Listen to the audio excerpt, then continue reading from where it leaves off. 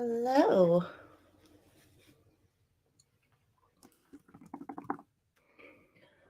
Alice will be here in a minute. Might have some other ladies hop on tonight too. So it might be like a, pretty fun night. Hey, first shot. Sorry I can't show you my flex tonight, but my arms look like shit right now anyway, so. Welcome everybody to Thursday. We all made it, which is great. Got 1 week left till Christmas. Shit. So cheers to everybody who's made it so far. Thirsty Thursday. First shot. You didn't post a Thirsty Thursday picture, so what are we supposed to do with that? And you haven't sent me any pictures in my DMs lately either. Oh, here's Alice. What up? What's up? Oh, first shot. Good. Hold on. First shot. I'm drinking coffee with a little Irish cream in it. What's Alice drinking? Hot cocoa. Sweet. I love it. We're being cozy tonight. We're being cozy. First shot, you're not an uggo. What is that? Sorry. Should get the Bailey's Irish cream and put it in there. That's what I'm doing. Well, it's coffee and cream, but it is so good with hot cocoa. I love that shit. Yeah. Carter actually makes some really good hot cocoa. She made this for me. Is that what the vanilla flavor she uses? Is it like the coffee flavor? Mm-mm. Or is it? She put just like a regular packet of hot cocoa, and then half vanilla extract and cinnamon in it. Interesting. Oh, it's vanilla extract. Douglas. Hey, big hands. Hey, everyone who's here so far. It's actually in my You were gonna throw it against the wall. Stupid. These people are... Actually, no, that's a really good mug. I know. A good mug is a good mug. It is. It's a good mug, man. It's a nice mug too. And he can talk shit on the libertarians in DC. I don't really give a shit, but judging everybody else by them is pretty fucking stupid. So whatever. Yeah. Alex Jones talked more shit about libertarians today on a Michael Malice episode I was listening to. He was like, I don't know what made him say it because I was kind of in and out, but he was like, this is why we got to stop libertarians. He was like, because libertarianism leads to authoritarian, it leads to tyranny. And I'm like, okay. But I also agreed with him when he said that Rand Paul should be the presidential nominee for the Republicans. That's good. Yeah. So I'll at least give him that, but hey, Joe. Not sure what the hate is for, bro. Not sure what the hate is for. Hey, what did you do, girl? She ruined something. Savannah might be pooping rainbows. She hates some colored pencils. Yeah. Well, it's her fault, man. I was just gonna say, yeah, it's just silly. I see this girl on Twitter. I was following her on Instagram first, and then on Twitter, she keeps trying to get the Libertarian Party to notice her, the national and all this shit. I'm like, people, stop. You gotta be local. Local's the most important thing. She was like, I have this many followers. Why aren't they paying attention? I'm like, I had 26,000 followers, and I still had to get involved locally on my you can't just expect people to And I'm like, if you have good shit to say, then I don't know. Sorry about that. That's why nobody follows. Well, she has a lot of followers, but then she's using that as they should be reaching out. It's no, that's not how it fucking works. You have to prove you have to show up and help. You can't just. But it's a lot of these bigger I will if people can make money off of doing speaking engagements and shit too, but I think people just want to be at that point where they just get invited to do speaking engagements, which I've said, Yeah. hey, invite Forest Mommy and other people will show up. I'm like, you don't have to pay me. Hey Nav. But anyways. So I know we were up late last night. So what's the deal with the cat now? So Adam called some other places and he's getting just nowhere. So I just like don't even know what to do, and I'm completely at a loss because I don't understand it. Like I don't understand why people won't just treat my fucking cat. It makes no sense. And yeah, they wanted $1,000 to like do all this shit to him. Well, I want to give him X-rays. I want to do this. I want to do that. And you know, the whole time that he was there, nobody cleaned his wound up. Yeah, and that's like the whole reason you're fucking there. Like, yeah. So I don't know what to do. I'm gonna get. I actually might have one somewhere, but I'm gonna get like one of those like squirt bottles so I can squirt it and stuff like that. Yeah. And I mean, they even said it's an abscess, and it's like, so just fucking clean them up, drain them, be done with it. That's what I don't understand. If they were there for all those hours last night, like when I had a cat do it, it didn't take them that long at all. So I don't understand what the fuck was going on making them wait last night.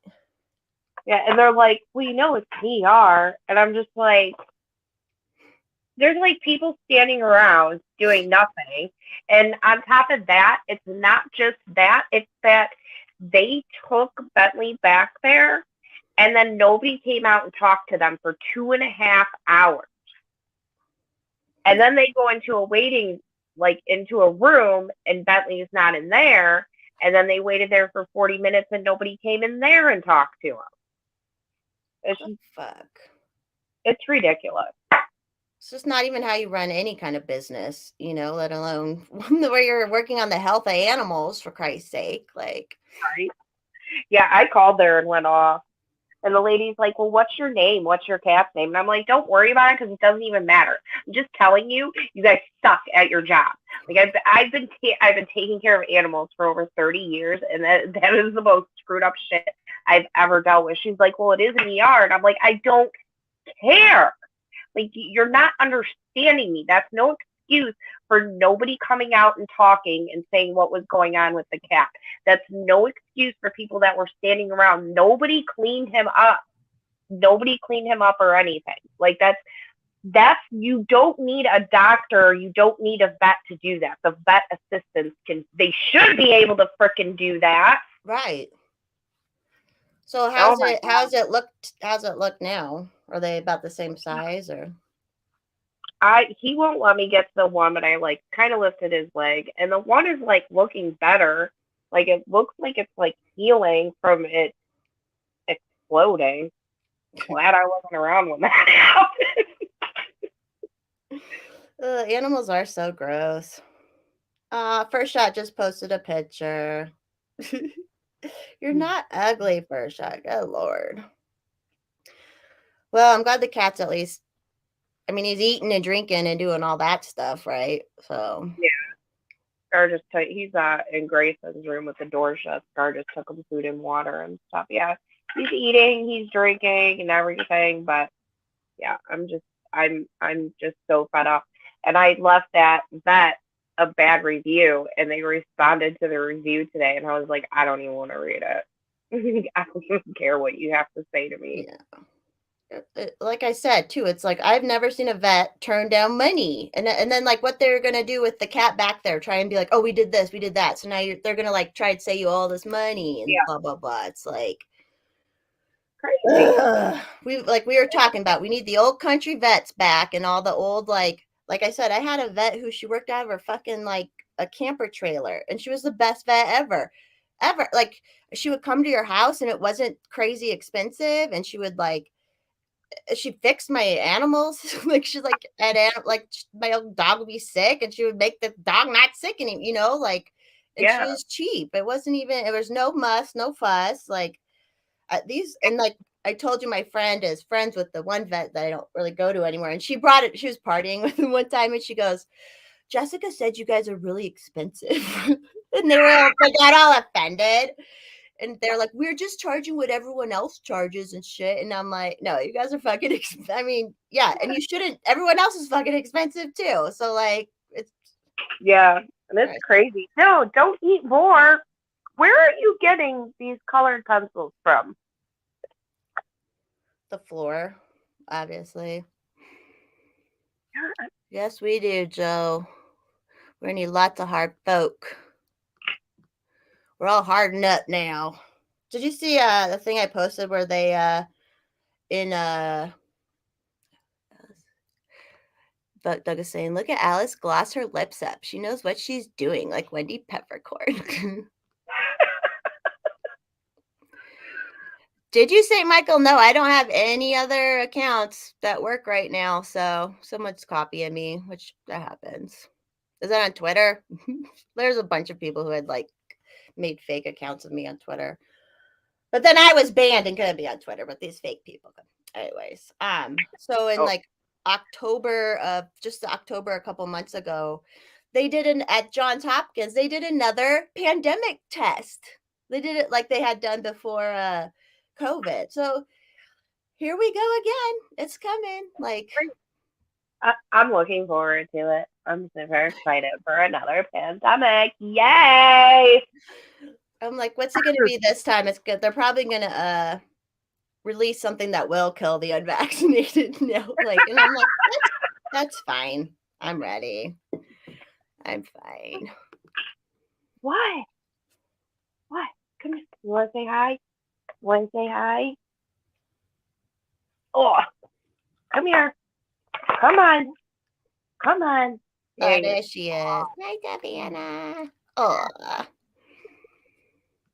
Yes, you're so Hell beautiful. yeah, Joe. You're so beautiful. Yes, you are. Everybody knows it. Yes, they do. Everybody knows it. Yeah. And you're gonna stay like that? Okay. You be my little sidekick. Oh my god, Wendy Williams is so weird. Did you ever see that Wendy Williams chick, that one black lady who looked like a tranny, but she was just totally overdone and like crazy? Oh, thanks, St. Michael. Oh, nothing I can do about it really, but I mean, imitation is the greatest form of flattery, right? So that's what I hear. That's what I hear. Yeah. So, yeah, there was that. I posted today. What else happened today? Oh, I was just looking through some other stuff too, and like it was interesting. More on the Twitter files. There's more connections with. This was in the LA. The LA. Sorry, it's not a Coke sniff. My nose is just literally. This is how mommy rolls. All right. So in LA County Health Department, I guess on Twitter, they would have their Twitter and they would post something and then they turn off the comments. So this other smaller account made an account and all they were doing was sharing those posts, and letting people comment on it. But then somehow that thing, which all it was doing was sharing, got banned. And so they're finding in the Twitter files that it probably, and it was a smaller account, but they're like, they think someone went to the CDC and, like it's all this shit with talking about like closing small accounts down. And all they were doing was reposting shit. Thanks, Nav. I can't see the sticker on here, but. Like, what was that the Maxwell Gisley? How do you say it? Ghislaine, yeah, whatever her fucking name is. Maxwell trial tracker got shut down. So obvious what was going on. Like,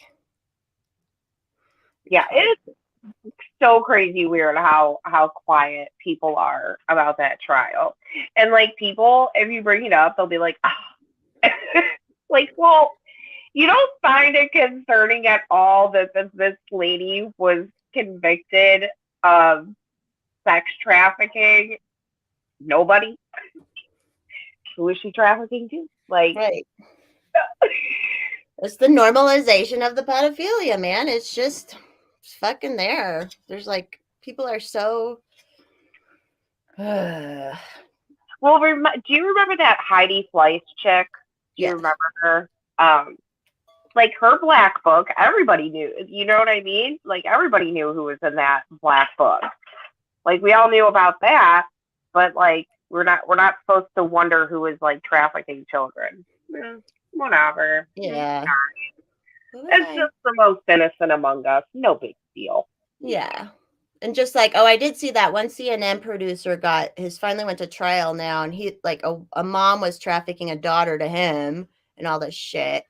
And then there was something else that just happened recently that was like somewhat similar, where all these people, adults, were with kids that weren't theirs, and they were somehow connected to the government and in government doing government things, and they had these kids that weren't theirs. And it was just like, the hell's going on? Like, it's so obvious. Ugh. I think we talked about that last week too. All the like, what was I forget what that was, but all these people like Jen Psaki and Buttigieg and all them. It's like they were created on Epstein Island or something, and now they're like they just use and Greta and all those people. Like Probably. just, Would you sit down or lay down or just not do what you're doing right now? Please. She's not going. I mean, get hard to. Oh, they're talking. I'm trying to say what they're talking about in the chat. They're talking about movies. That's dudes. That's what dudes do, right? Sorry for boring you. Did you see? Do you know who that Anomaly guy is? Yeah. Did you see him and Maj Toure went back and forth this week? No. I like Anomaly. I do too, but sometimes he can be a bit something. So he's like, I would bring it up. I don't have my laptop. He brought up that he showed a video of a dude getting pushed to the ground by police, and he said how libertarians have no solutions for this, and that libertarians would never go into the dangerous cities and shit like that. And it's just funny because do I think Spike Cohen is going to go and walk into the inner city and protect it? No. But there's people like Maj Toure. There was a dude in Cleveland who was actually arrested last year for policing the neighborhood with an AR-15, and the police arrested him, and he won his lawsuit because he has the right. We're a constitutional carry state. You open carry, field carry, it doesn't matter. And it's like, just because you want to protect your dangerous neighborhood doesn't mean that other people want it. And the only people that are stopping people from protecting their dangerous neighborhoods is the government. Right. So, they're making it hard. Yeah, and Maj went at him, man. And Clint, he got the receipts. Yeah, I mean, Maj goes out there. So, and then Clint Russell ended up I don't know how he got in on it, but I know he's had Anomaly on his show a lot. Yeah, and Maj and Clinton have. I don't know if Maj has ever been on a show or not, but they seem to have a good rapport with each other. So Maj Toure was kind of like, Clint, what's up with this dude? And Clint was like, I mean, he's a pretty cool dude, and I think if you guys would sit down and talk, you would find that, you had a lot in common. But yeah, it was just kind of the way he was coming off with this, oh, nobody's gonna protect this city. You guys aren't gonna do it. And it's like, no, you're right. I'm not gonna do it, and I'm sure people like Spike Cohen isn't gonna do it. But there are a lot of people like Maj that will help protect their community, and there's men like the dude that got arrested in Cleveland that will do that kind of shit. And you see whether it's like a Black Panther type style thing or whatever, but you see that in places, and like our point is if you weren't like arresting people who were legally carrying, then they could continue to protect their neighborhood. Simple as. Hey, Adam. Yeah, I just hate anytime you and me like feel these people are always talking like other people aren't doing this and that. It's like, well, then go out and fucking do it yourself. Like, what the fuck? Like, Yeah, always constantly people are just like, well, no one's doing this and no one's like, even with the libertarian stuff. Like, if you actually are volunteering and helping out, like we say, yeah, we can't win the fucking presidency, but like because everyone's like, oh, Dave will never win. It's like, yeah, no shit. Like, we all know that. Like, that's not the point right now. Like, it's just funny how like the most people who are against it, they'll never show up and help. So I don't right. know. I think Adam and I were talking the one night, and I'm like, dude, I bet you, I was like, here's what I think would happen if Dave Smith actually won the presidency. I'm like, I think as soon as he found out that he won, he would call Ron Paul and be like, dude, I didn't expect to win. What the fuck do I do? Well, because he's even said, like, Dave Smith has literally said, I don't want to run, but I will if no one else will. Like, so it's just a attitude. But it's about hopefully we can get the message to a lot of people while he is running whenever next year, whatever it is. So Yeah. You know what I would do if they won? I would just be such a dick and be so shallow like some of these like people on the right and left are, and I'm gonna be like, finally, there's a good looking family in the White House. Finally, we have a beautiful first lady. But I posted that even yesterday. I said, I'm like, even if we voted just on looks, that's less shallow than the bullshit that's happening now, which is all fake and gay. Like, I would like, let's totally be shallow. You need hot people, man.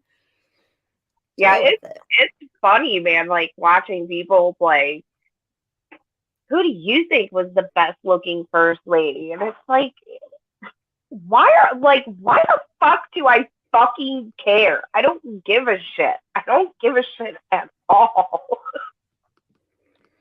And you know what? I think some of her clothes are weird, but I don't think Jill Biden is an ugly older woman. I don't think she's an ugly woman by any means.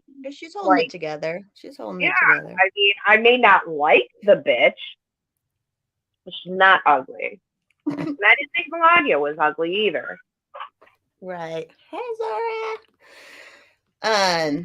Yeah, but I'm like totally fine with being shallow now, especially on looks. So they're like all these like people in the like, especially like, I'm sorry, but pedophiles are a lot of times ugly. They're just ugly because it shines through on their face, Like, I don't know if you saw that one video of that one lady basically talking. She was basically saying, "Oh, what up, stoner?" Stoner. Saying, basically defending the whole thing by saying, well, if you call anyone a groomer, you're calling all gays groomer. Like, she was saying that shit.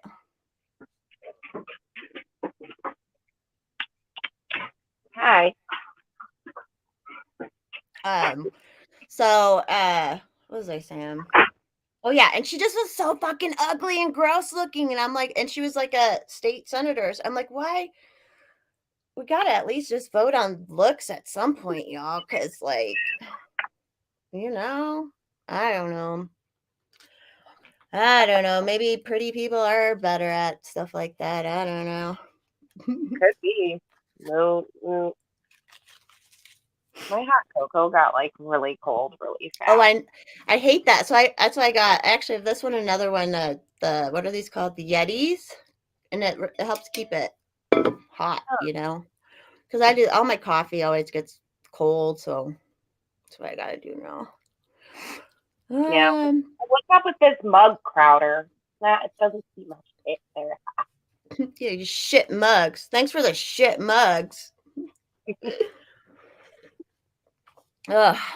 Anyway. The only reason we became a member is we just wanted the mug. I love mugs, man. I have so many fucking mugs, but I'll always buy new mugs, wherever I go somewhere or something.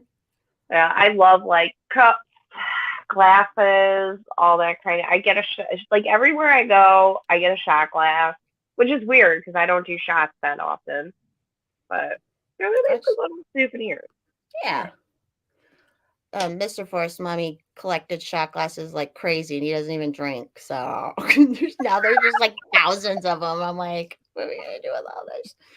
Uh, I don't know. Cracks me Yeah, up. I told myself I was like, I'm not gonna get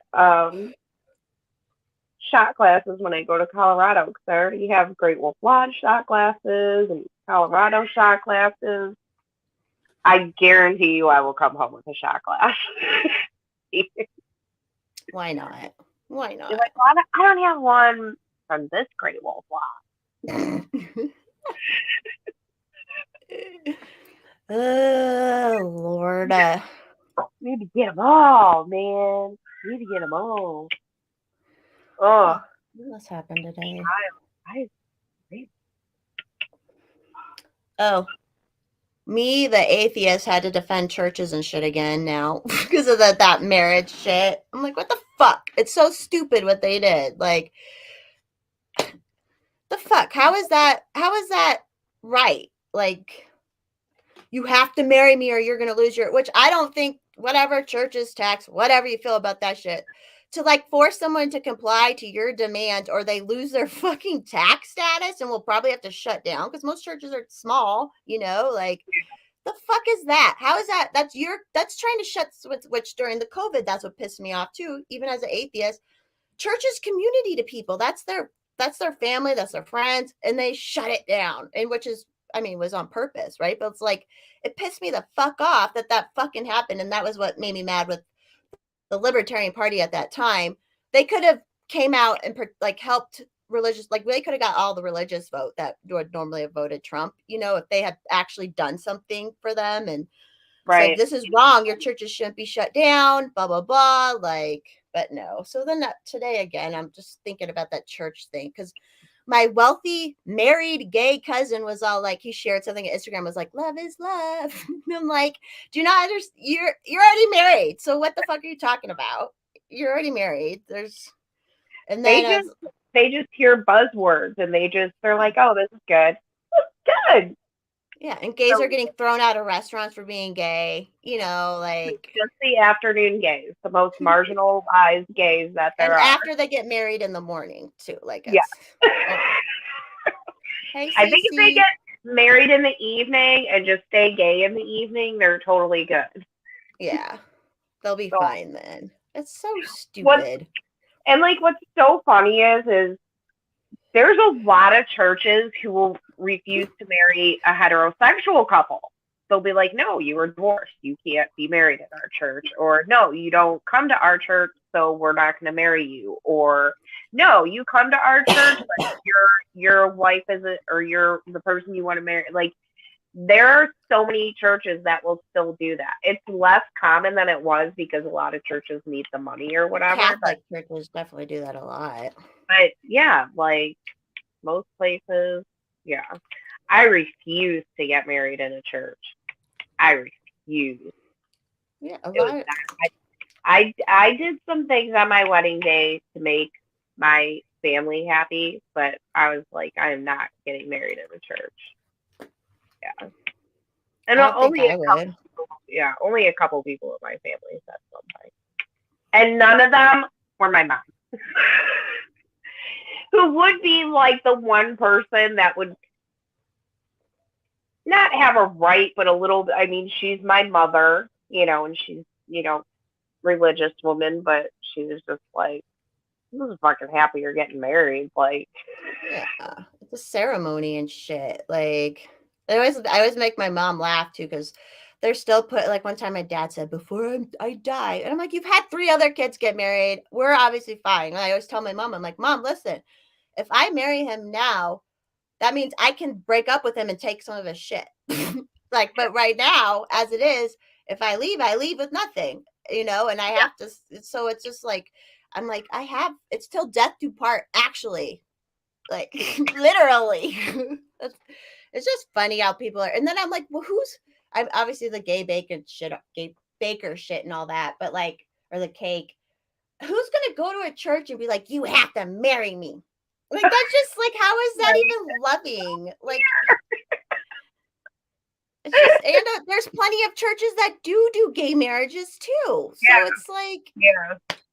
it's And all for like the federal government to get more control. That's all it is.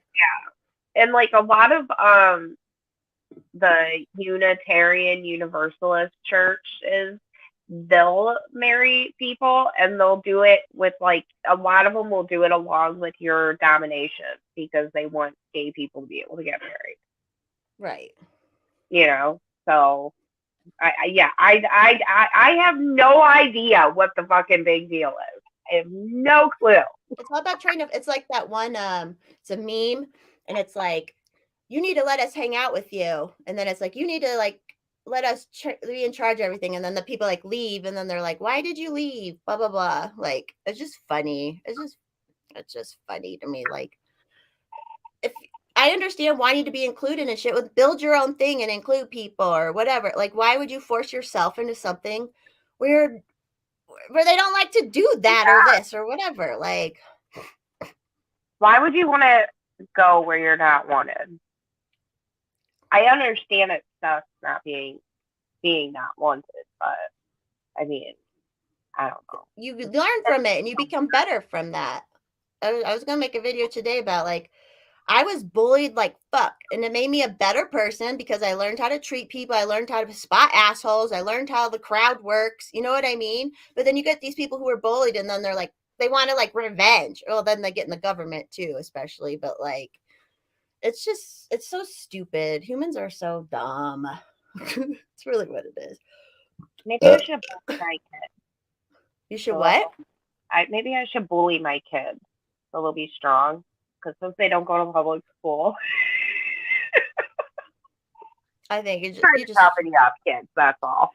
you just have to teach them who are assholes and aggressors. Like I feel like when you get bullied, that's how you learn the like not like okay, this person is aggressing on me for no fucking reason and they suck. Like, but it is hard to tell kids too. Like it doesn't. I mean, most bullying is about the bully, right? And it's like hard as a kid. You're like, it's not even about you. It's not you, you know. And but, right, yeah, um, yeah. I won't bully my kids though. Everybody, I'm kidding. You're not that kind of mom. Yeah, I'm not. I mean, my kids might disagree, but you're being mean to them. Just kidding. You make me do things. You make me learn to survive. What the fuck? How dare you? Oh, you should have seen me making macaroni and cheese with Grayson tonight. That was like a heart attack over and over again. I was like, oh my god. It's nothing like when I was teaching. No, he did good. It's just Grayson is just he's so like, let me do it, let me do it, let me do it.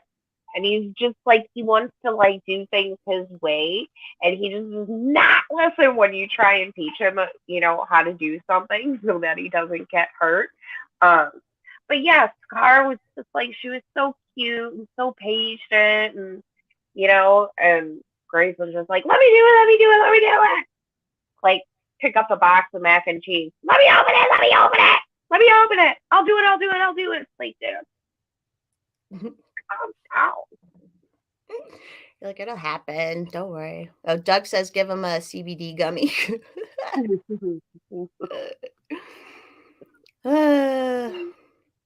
Yeah, it's good though. Like they need to learn how to do that kind of stuff. Like too many kids do not know how to do basic things, and it's crazy. And like I've noticed like a lot of kids, they'll be like, well, I can just look it up on YouTube. And like I'm all for that in certain aspects. But when it comes to like learning your way around a kitchen, that's something that you gradually pick up over the years if you're taught. And then, you know, you won't be like there's people that they'll be like, well, I'll just watch it on YouTube, but then they watch it on YouTube and they totally mess it up. And it's like, well, yeah, because there's just certain things you don't know. Basics that you pick up, just like not even like you're teaching specifically. It's just you pick it up. Like I would Yeah. say, like, I'm thankful my mother, as soon as we were in school, we had to make our own lunches, even in fucking kindergarten, like, to bring to school, you know? And I was like, I see how that taught something, like, it teaches something in your brain, you know? Yeah. That kind of stuff. I'm trying to think if I made Scarlett make her own lunch. Well, it's hard because you got your home, you know, you have different setup. It's before when she went to school. Yeah. I don't know. She probably did help sometimes, but I definitely made her lunch a lot, but I was trying to think if I like ever made her. But she knows how to do stuff like, I mean, we could leave Scar for, and she would survive, she would know what to do. It would just be a matter if she did it or not. I wonder if we just left her if she would clean the house. Like you know what I mean? Like, would it aggravate her for the dirt to build up that she would be like, oh yeah, mom's not here. I have to do things. Maybe. I didn't watch all of it, but did you see that thing where they like left boys alone in a house and girls alone in a house? No, but that would probably be funny. Yeah, it's on Twitter. It was, but it was like I just saw people say like the boys were like, you know, awful. The girls were okay for a while, but then they started being really mean to each other or something. Like, it's funny. Boys and girls, yeah, it's so funny to like watch the differences. And yeah, my girl is all girl and my boy is all boy for sure. But yeah, it's crazy to watch the differences in boys and girls. And then people will be like, it's just society doing that to them. Like, no, they just gravitate towards it. They just do, Yeah. you know? It just takes away Like, all their autonomy too to always be like, well, it's just because they're being pushed this way or that. Like, no, you want to push them this way or that. They're like just being fucking yeah. normal. Yeah, and like most kids, like babies, little ones, have a lot of gender neutral toys. Like, I guess you know what I mean? Like most toys when kids are little, they're gender neutral. But you will notice like with Grayson, he loves stuff with wheels and he loves stuff that he could like bang, And then, girls will, take more care of their little stuffed animal and stuff like that. But that's scary too though, because like girls are more naturally nurturers and then boys aren't. But boys still have a nurturing side. Like Grayson will take his little stuffed animal and he'll put her in a stroller and take her for walks and stuff around the house and everything. But like there's people that would be like, oh my God, he wants to be a girl now. Like, no, he's just showing a tiny bit of that nurturing side that he has. Wait 5 minutes, he's gonna throw that stuffed animal across the room. I know it's such binary thinking. It's like it's so dumb. It's worse. Like they're the most binary thinkers. Yeah, and just like girls will take interest in Scar played football. She played flag football when she was little. She dug for dirt and oh man, she used to come up to me with like the worms and stuff or just Yeah, that's me. I was all about that shit. Catching the yeah, so snakes was and the I frogs. when I was younger and now I'm like, yeah, no thanks. I don't want to I don't want a worm. I don't want a potato bug. I don't want any of that stuff. One time we were we were shopping and we got Scar like this little Disney princess table and this lady standing behind me at Kohl's felt the need to tell me how her granddaughter's a tomboy and she's not like that. And her granddaughter likes to play in the dirt with boys. And I was like, so does my daughter. She just does it in a tutu. Like your granddaughter's probably gay. How about that, bitch? Shut the fuck up. I know, like what the fuck? Thank God, like I had some issues with my parents growing up, but like what? Thank God they never made a fucking big. They're like, go play outside, and I did. Like, and I Yeah. was very much a tomboy, but like, ah, it's just weird. Like, just stop. It's like the boomer women too. They're just everyone's always thinking about their kids. That shit about their kids. Like, just think about your kid being a fucking individual and a kid for fuck's sake. Like, ugh, Yeah. I mean, it's so it's weird. yeah. Like I don't know. Some days I'm like, man, raising kids today is just it's Oh a shit, battle. Zora's coming in. Hi. Hi. Can you hear me? Yeah. Yeah. Oh, cool. Okay. I've never tried this on my laptop. Hi. Hi. Yeah, you look great. You look Oh, great. Thanks for thank coming you. on. It was Yeah, nice to meet you face to nice face. to meet you too.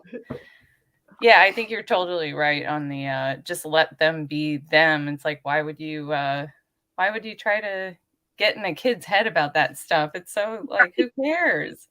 They're just having fun. Let them have fun.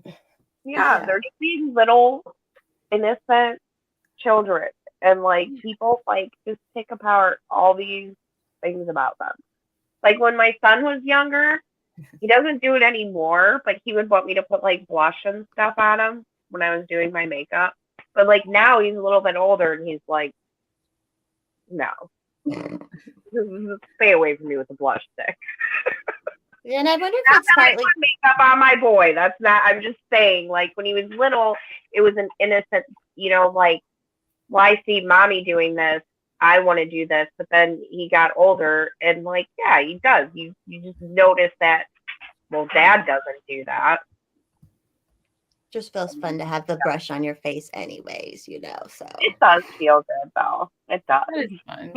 My brother used to play with my Barbies, but he would like put them in. He would put like Ken or his GI Joes with my Barbies, and then like throw them off of things and stuff like that. It was like we played together. It just wasn't the same style. Like Jordan Peterson says, like men are more interested in things, and women are more interested in people generally. So when Right. girls Right. tend to be Yeah. more like role playing and like dolls and stuff because they're more interested in lifestyle and people and stuff. I just And made men them are have sex all the time. and yeah, men like things and they're like chicks are like cars, it's like they have a different mentality like about stuff. So Yeah. Yeah. Yeah. And yeah, you see it at like such a young age. I mean, not super young, but yeah, like you'll just start noticing little differences. And I mean, my daughter was kind of very girly girl when she was little. Um, and she's still feminine for sure, but she's not like not really girly girl. Like she just, she's not prissy. yeah, Yeah. yeah, yeah, yeah. Now that we have a guest, I'm gonna go run and get a drink really quick. I'll be right back. Oh, Yeah, I you're used getting to great. wear tutus and then we'd go like I'd be wearing my tutu and then go down the hill, like roll down the hill with my brother on like cardboard boxes. We'd just like Right. ditch. I forgot what they're called. Like it was like sledding but in a ditch. Yeah. We would I'd be in a tutu still, I loved wearing stuff like that, but then we'd like go through the storm drains and stuff, we're like coming out of the gutter. We kept ourselves occupied.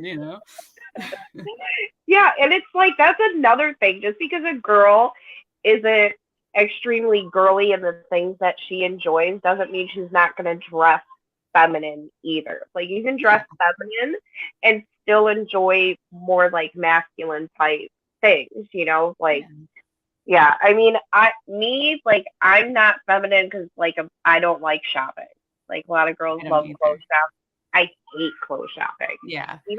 Even when I was thinner, before I had my kids, like um, I would go shopping and I just wanted it to be like bam, bam, bam. Like I'm gonna get a bunch of clothes.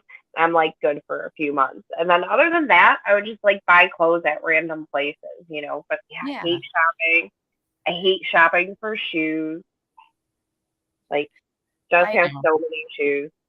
I hate it too. Yeah, and I tried online shopping and it's like not that much better because you can't tell if things are gonna fit that way. So yeah, I'm not good at it. But if I'm like, oh right, I'll just it's hard to find stuff well, I supposedly like our country is very like disposable fashion and stuff. So that's why we don't invest in more expensive clothing that like fits us better, or Interesting. culturally or something. I never thought about that. So Because like I don't know though. I have a yeah, lot of clothes from like years ago I though. would still want a lot of clothes. Like even if I had a Yeah. really nice like tailored sets of like black and pants and skirt and all that stuff, I would still want to get some variety in there. But yeah, I'll just like see like a tie-dye shirt at a tattoo shop and I'll be like, that's cool. I'm gonna get that. Yeah, like that's how I am. Like, or especially when we travel, if I'm at like a touristy place, I'll be like, oh, this looks nice. Well, except for the last time I was about to buy a pair of sweatpants when we were at Niagara Falls. It was like $40 for these sweatpants, and I'm like, Yeah. they're not that cute. Yeah, exactly. They gotta be pretty cute for $40. Did they say Yeah. Niagara Falls on the ass or something? That'd be funny. I might have bought them then. So Those were as expensive as the bear. I got this time. Hey Daniel, I got hot chocolate with Bailey's this time. How you been, Zara? How you been? Pretty good. This is so surreal. I'm It's a fun, fan isn't it? girl. I'm not supposed to be here. I'm just supposed to be like, ee in the Whatever. background. I've always liked you. I've wanted you to come on for a while, just because we've like But always got along with our. I don't know. Just think how humans should operate. Yeah, I totally agree with so much of what you say on Twitter. And then also like your philosophy sort of like counter propaganda. Like I really, really agree with that. And it's like this thing where I'm like, a lot of people I noticed it in myself, and then I started noticing it more in other people when I stopped watching the news and stuff like that, because I was just getting like constant like negative feedback loops. It was like anger shit, racism shit, like all this stuff is just like put at you, and it's all fear-based stuff. And so it's like, if your goal is to like help society by, I'm going to live, I have these certain things that I think if everybody did these things, the world would be a better place. And if you apply that yourself and like try to go out in life and actually just try to focus on the positives of what you're trying to accomplish, instead of always like, it's like when they get you into the anger thing and it's like they baited you into it and they kind of waste your time. They let you like spin your wheels because you can't do anything about it by being angry on Twitter. Like it's not going to help anything. I mean, speaking out about stuff is good, but Right. when it makes you dysfunctional because it makes you so upset, then Yeah. then they kind of got you. So it's like you have to try to find a way to like elevate your own mood, which I struggle with a lot. I get sad a lot. I get all like crabby on Twitter for no reason. You're sweet though. Like when to take a break and stuff like that, which that's what matters. Yeah, I just feel like everyone's got advice for everyone. Everyone knows what's best, but like people won't even go live their advice. They won't even live their life or anything. And I'm like, I've been fortunate enough to very much live my life all my life without hindrance, basically, other than, reality, money, things like that. And it's so easy to do that, but everyone wants to like, I don't know, tell people what to do. And I'm like, just go do it. Go be the example.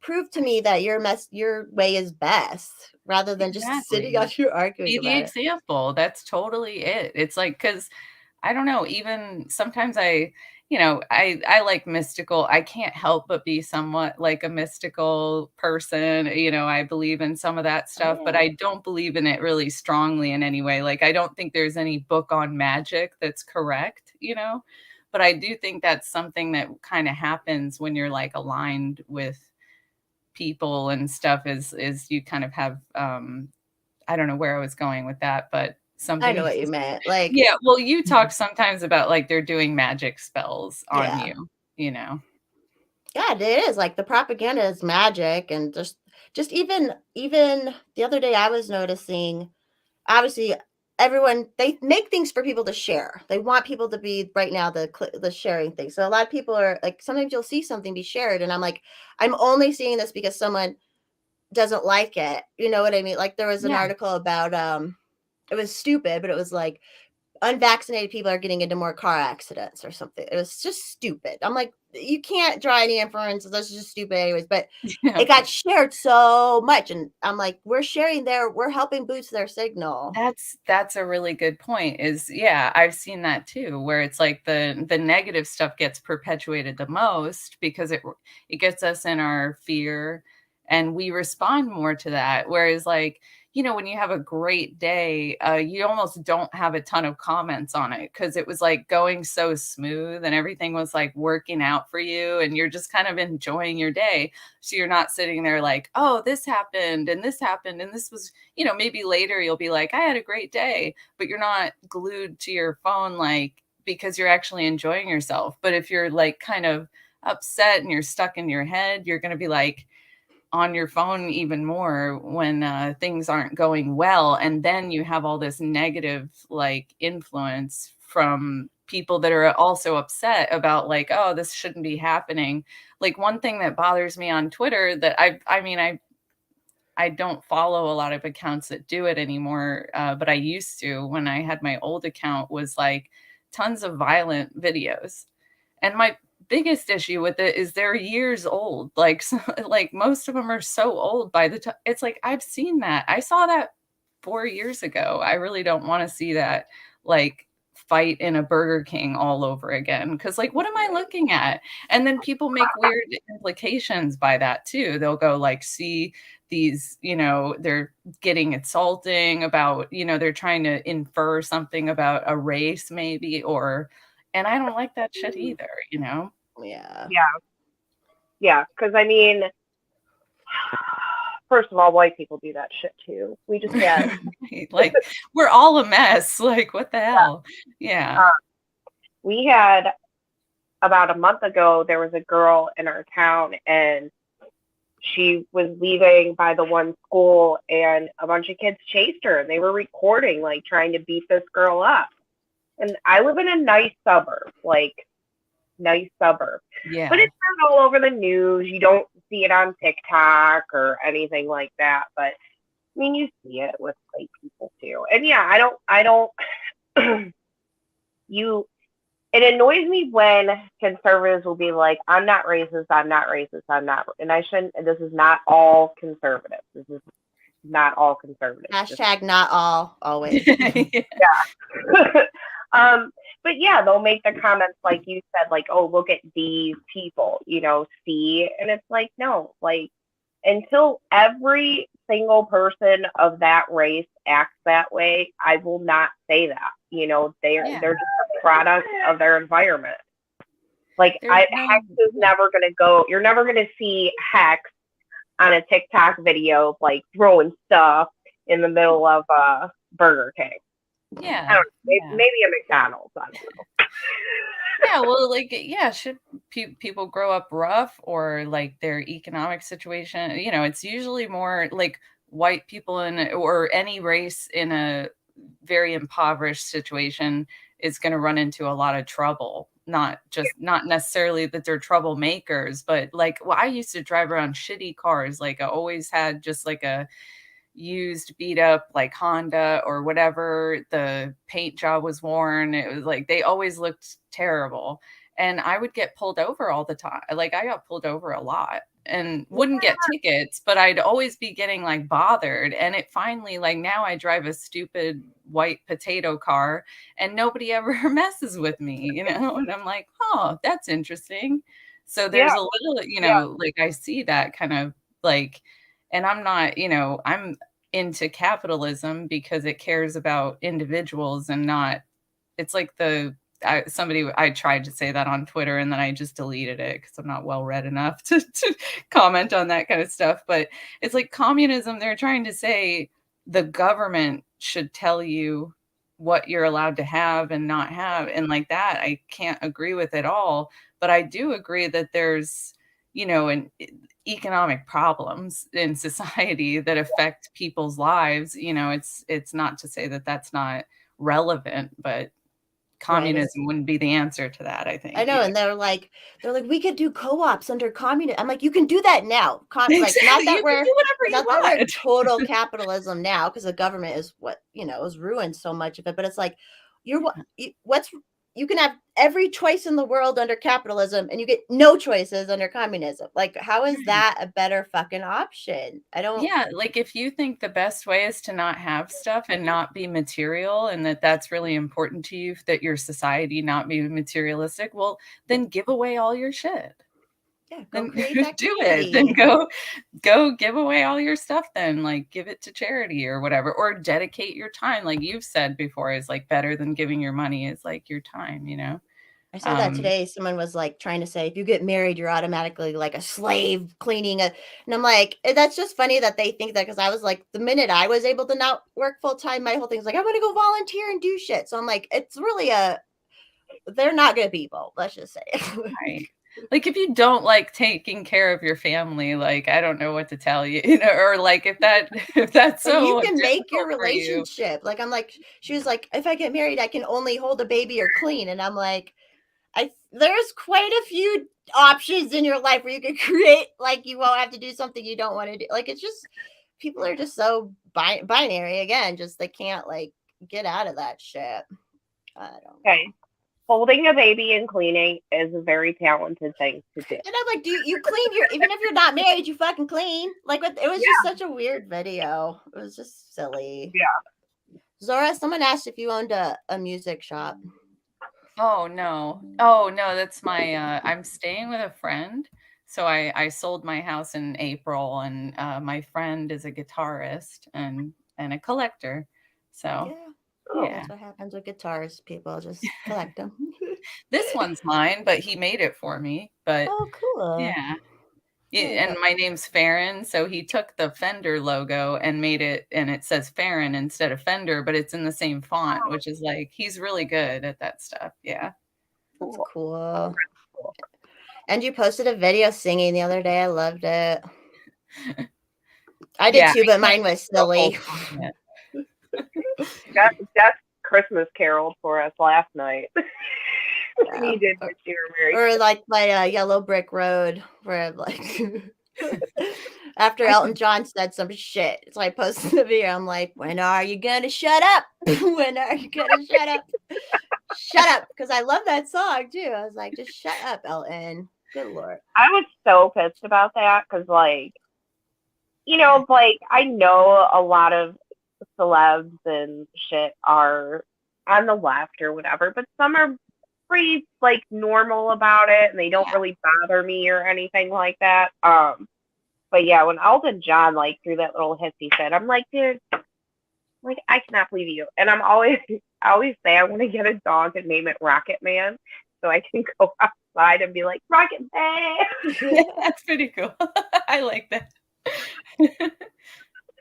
And now I'm like, man, what am I going to name a dog now? What did he say now? I missed this, I guess. It was just about Twitter getting free speech. It was one of those, I'm going to leave Twitter because it's Twitter.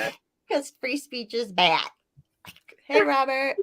It's just shut up, old man. Like, you've literally been able to do everything you've wanted in life. You lived a crazy life. Like, and he's one of those people that, oh my God, he makes so much money off of capitalism. I don't know if any of you have ever looked into going to one of his concerts, but even the nosebleed seats are so ridiculously priced. I'm like, bro, I'll go see Kenny Chesney for $25 at Blossom today. Yeah, the legacy like celebrities too are even worse. Like they've been around for so long. Like they were, they saw a real, I guess, rebels or whatever of the time. They were at a time where like people were, speaking out against censorship and stuff like this, and now they're just I don't know. They made too much money. They're too comfortable. They're like, I know too many people. I know Oprah. So like, what would Oprah think of me? It's like, I don't know how their world is, but I can only imagine they get so influenced by all this, all the favor they receive. They can't deny like that these people are important to them, that they've had dinners with and all this stuff. And so they care about each other's opinion too much. It's like a weird, Yeah. I definitely think like with country music, it's definitely changed. It's become much more mainstream. But like it's interesting because like a lot of country singers, they'll still live in small towns and stuff. And I think that helps a lot of them stay more grounded because they're just amongst people that like maybe for a day or two, they're like, oh my God, it's Eric Church or it's Dirk Bentley or whoever. But that is just like, oh, yeah, that'll be $25 for your oranges. Let's go. Yeah, they keep themselves grounded. Yeah. But like being insulated, that can't be good for somebody's like where all they talk to is like assistants basically, or everyone around them is hired basically or living off of them. So it's like, yeah, this is my friend, but they live here rent free and it's like their crew or whatever, And all the but it's Hollywood all people, yes people. and all the Hollywood people trying to like make people hate rich people. It's like, Right, I know. like Okay. Seth, I mean, what's his name? Like all of them. A lot of those patent, like it's just like, what are you talking about?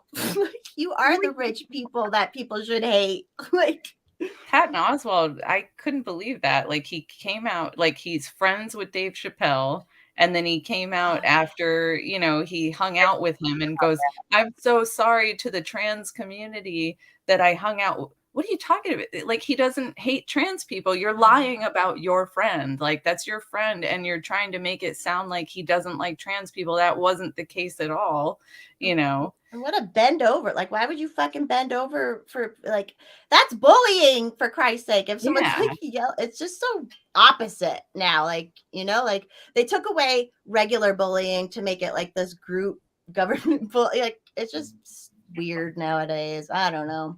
And I hope Dave Chappelle didn't forgive him for that shit, because that's what needs to stop is like people can't just treat you like that. And then you're like, oh no, I get it because the mob rule said or whatever. It's like, no, I hope that people start going, okay, well, I'm cutting you out of my life too, then, like, because you're not a real friend. Like, fuck you, you just turned on me for like nothing, Yeah. And so publicly too. Like it's just and he didn't even need to do that. He could have just said, I mean, even if he felt like he had to bow down to them somehow, he could have said it differently. He didn't have to make it sound like it was such a grave mistake because he made his friend sound really bad, Okay. Whereas he could have just been like, if this hurt people, I didn't mean to hurt people, you don't understand the relationship I have with Dave. We've been friends a long time. He doesn't, I know what's in his heart and I know he's a good person. Like that would have been okay. And it still would have been some kind of, kowtowing if he had to do that. Yeah, but instead it was just too fake. That's like the fake people. Like, yeah. Did you post the thing today where it was like, maybe, I don't know if it was your, it was like basically like once you've been a genuine person and see other people as genuine person, like you just so easily spot fake people like that and all that shit. I don't know if it was like a thing. No, it wasn't me, but that totally resonates with me. Like, I've had a lot of, I don't know, when I was younger, I was trying to get out of the Scientology scene here. Like I was raised with that. And then by the time I was like 13, I started to get a little like talk back a little too much about it, and I just started to not fit in there and other things happened. And so it just, so then I started like partying on Clearwater Beach and, it's like beach Florida kids. It was like, but they were the public school kids I didn't get to go to school with, and so suddenly I was like trying to make friends and trying to be very social in this secular world, sort of in a way. And it was a lot of hard knocks, like getting drugs and partying and learning from other people's mistakes. I was around a lot of like people doing excessive amounts of drugs and some violent stuff going on too. And that scared the hell out of me. Then I became really antisocial for a while. I don't know. I've gone through a lot with like trying to open up to people and then they can turn on you. It's a learning process. And that's why everyone's like, so like first they're like, I'm antisocial on this. I'm like, maybe you just haven't like worked through some, like it's a lot of people have issues with social things where you like learn, you know? Yeah. The best time I've ever had socially was a cafe that I used to go to. I started going to this cafe and it was like I didn't want to drink, you know, but I wanted to like hang out. And they were open till 2, which there's almost no cafes like that anymore that are like open late. But we used to hang out there all night and there'd be musicians. I liked it was very eclectic. It was like a very, you know, it was college students, it was musicians and nerds and all like goths, and there was all sorts of people. And I had the most friends there I've ever had, you know, and they knew me the best too. I went there for like 7 years in a row, I guess, something like that. Oh, yeah, it's nice. Yeah. So that was a cool environment. I wish there was sort of more environments like that for people that weren't necessarily I know it's like sobriety is a thing where a lot of people I've known had to, you know, quit drugs at some point. And so having a place like a cafe where you don't have to drink or you don't feel any pressure to drink can be helpful for some people. Do you follow Sean Ongley? I think his name is. I've had him on before because he grew up Scientologist too. We were talking about it. Yeah. That's interesting. But yeah, I used to hate talking it. Well, yeah, I went through a period where it was all I could talk about because I was getting out of it. And so it was like every time someone got to know me, I had to like give them the whole like rundown on that. And then somebody told me like, you don't even have to tell people that about yourself. And I was like, yeah, but I mean, how are they going to understand me at all? You know, like it's kind of, so I try not to make it the first thing that I tell people, but I'm not going to hide it, you know. Do you just call people a suppressive person and stuff like that? They call people WOG, which is like such a weird, it's a abbreviation or whatever. But if you're a non-Scientologist, they call it, and that was one of the first things that like turned me off was the exclusivity turns me off, where you're like making up a name for like, oh, this shitty person that's not in our club. And all religions have some name for not in our club, you know. Yeah. And they were weird about gay people, and that got me going because I had a gay friend, and they're just culturally weird about gay people. Like nothing in Scientology really says like if you're gay you can't be a Scientologist or any of that. So I was sort of like, wait, their money is as good as anybody else's. So if they pay for a course, you'll let them do a course, right?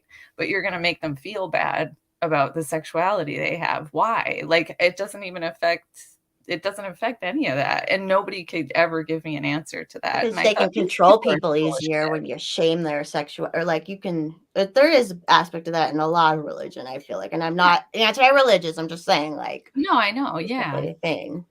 Yeah. Well, sexual shame isn't great. You know, like we do have bodies. We're sexual beings. Do I think, you know, I think everybody's different that way. And I don't know. It's just me being made to feel like being sexual in itself is a problem is not. Like that's not true. Most of the actual real world problems that you could say are like from being very careless sexually, or like, you know what I mean? Like if you're super careless, you could spread disease, like, or get into situations that are difficult for you to, you know, if you get pregnant and you're not expecting it or whatever, it's like, sure, you can run into some problems with that. But that's anybody. That doesn't have to do with being gay or straight, you know. Right. That just has to do with like keeping your shit together. Yeah, it's just like being a responsible human being. Shocker. Yeah. Shocker. Well, I was laughing. This is why I don't wear long sleeves ever. Look at that.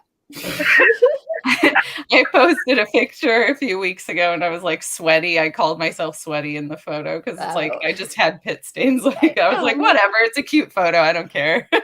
It happens. Sweating is healthy, right? It's healthy. Yeah, well, I won't do the aluminum stuff because it like whatever, it's not good for you for a couple reasons, I guess. But so I wear deodorant, which like I don't stink, but I sweat, you know. Yeah, it is what it Yeah. is. Just someone was bringing up L. Ron Hubbard. What deodorant do you use? If you know, I'm just wondering because I'm trying to find a different deodorant for my daughter, Yeah. and like I'm just wondering what kind of non-aluminum. Yeah. Do you Let me use grab spray them. or do you use this? I'm excited about this because I'm always looking for different deodorant for Scarlett. Because didn't we show you some of um some of the skin stuff that she gets when you were here? Was that you? Yeah, you were telling me about it. This one's pretty good. The Secret one, which I was kind of surprised at, but it's just Secret aluminum free lavender, and it has 0 baking soda, dyes, or talc. And then I got this aerosol one, this Dove.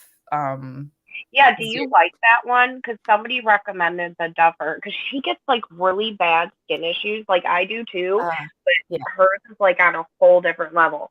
And like, yes, I use aluminum deodorant. But I know like even I'm getting annoyed, so I'm like, I wonder if we both switch. But people have recommended the Dove and then just non-aluminum, and I'm like, well, what do I use? Like, I spent so much money trying different stuff for all of her like skin issues. It gets expensive. Yeah. I would say the Secret one is the best because like the Dove is fine. I have to spray a lot of it on for it to like work though. I don't know. It like it seems like it doesn't do anything unless anyway, I know the can is not, it's problematic or whatever, the aerosol, but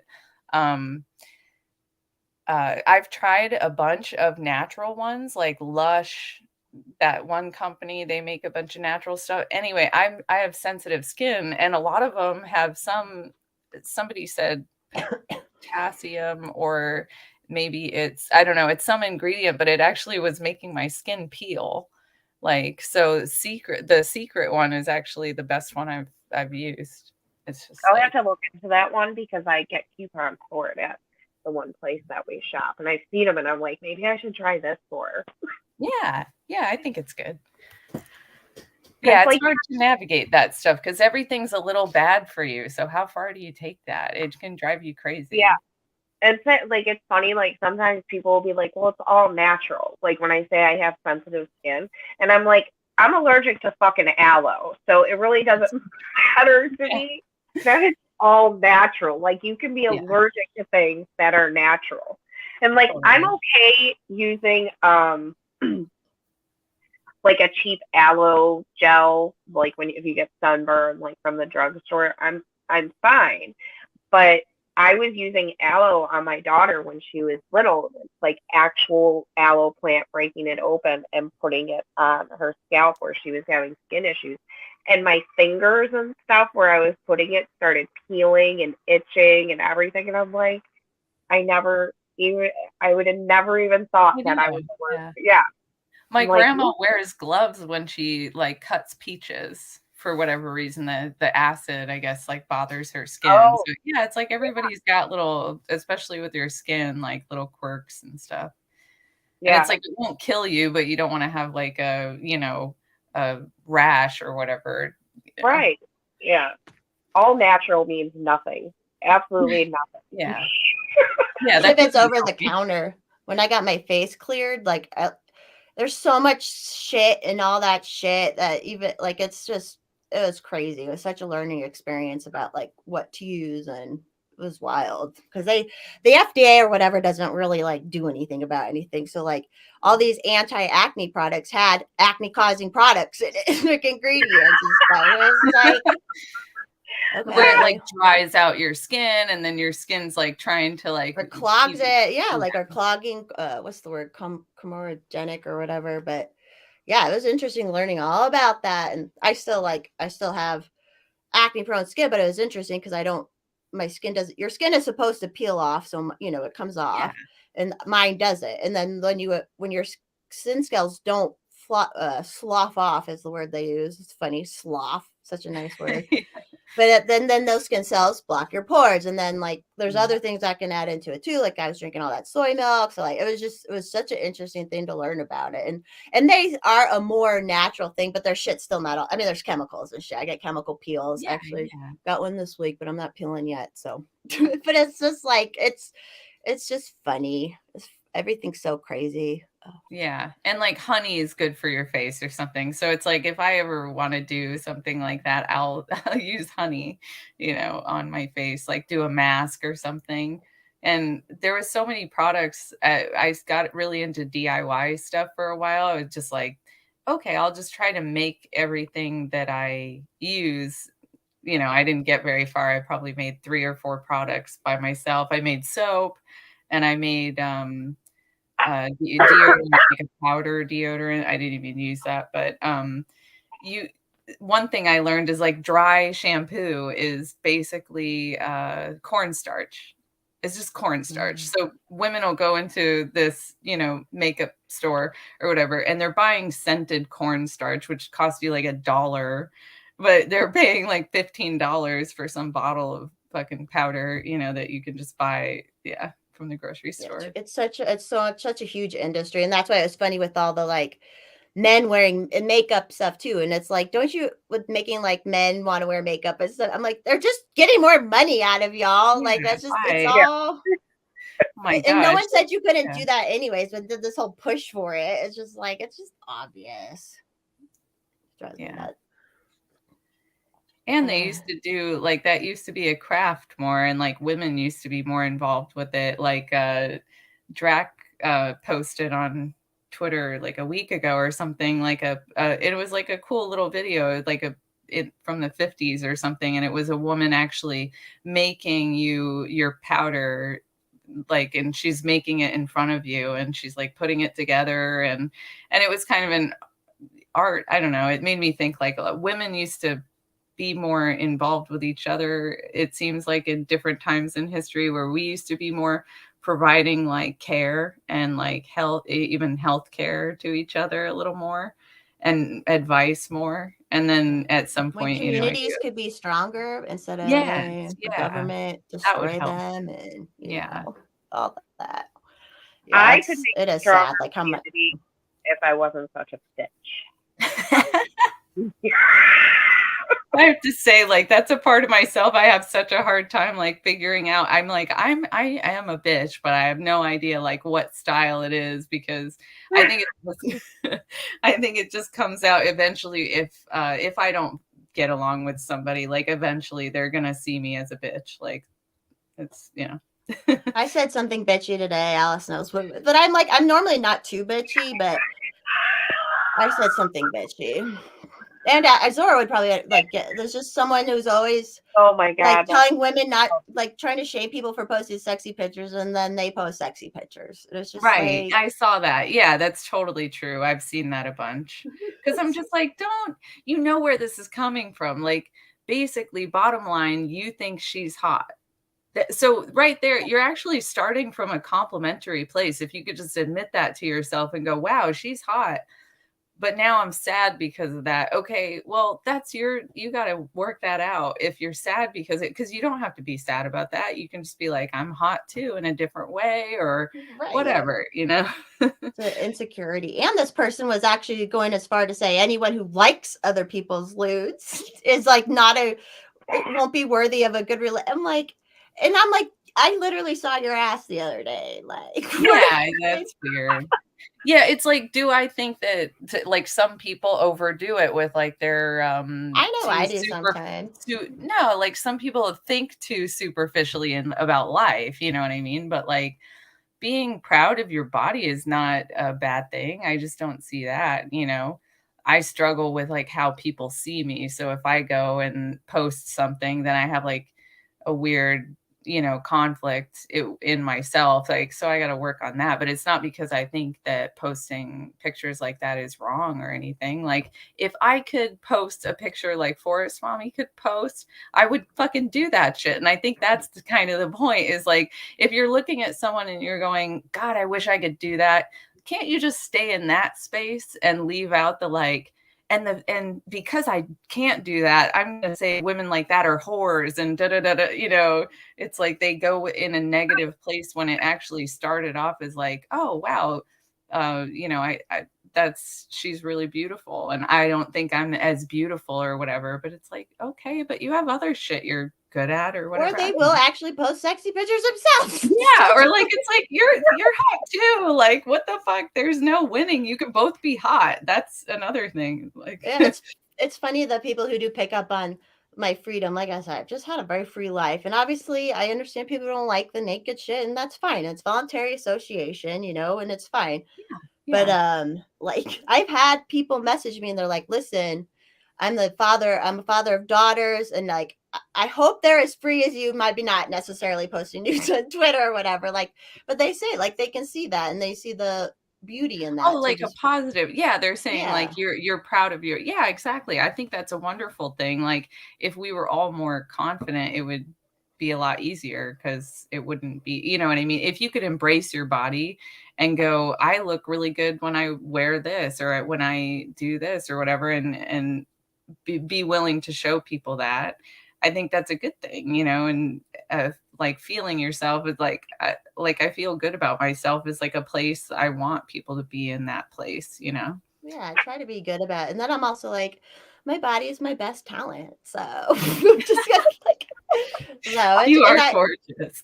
But no, but you're really beautiful okay. and you're willing to like be open about it. See, it's not, I don't know, you if I could handle it the way that you do, I would probably be more open about my body because there's a part of me that really enjoys that.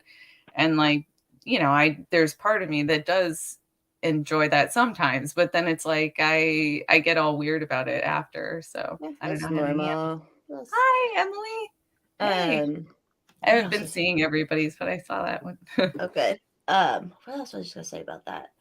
Oh, and then I'm also like, listen, people, I've been on the internet since like 2006 posting lewds. Okay. So like I'm a You pro know, at like I I'm was a professional. yeah, I was doing that so thoughts could walk now. So, you know, that's how it goes. Just kidding. Oh my god.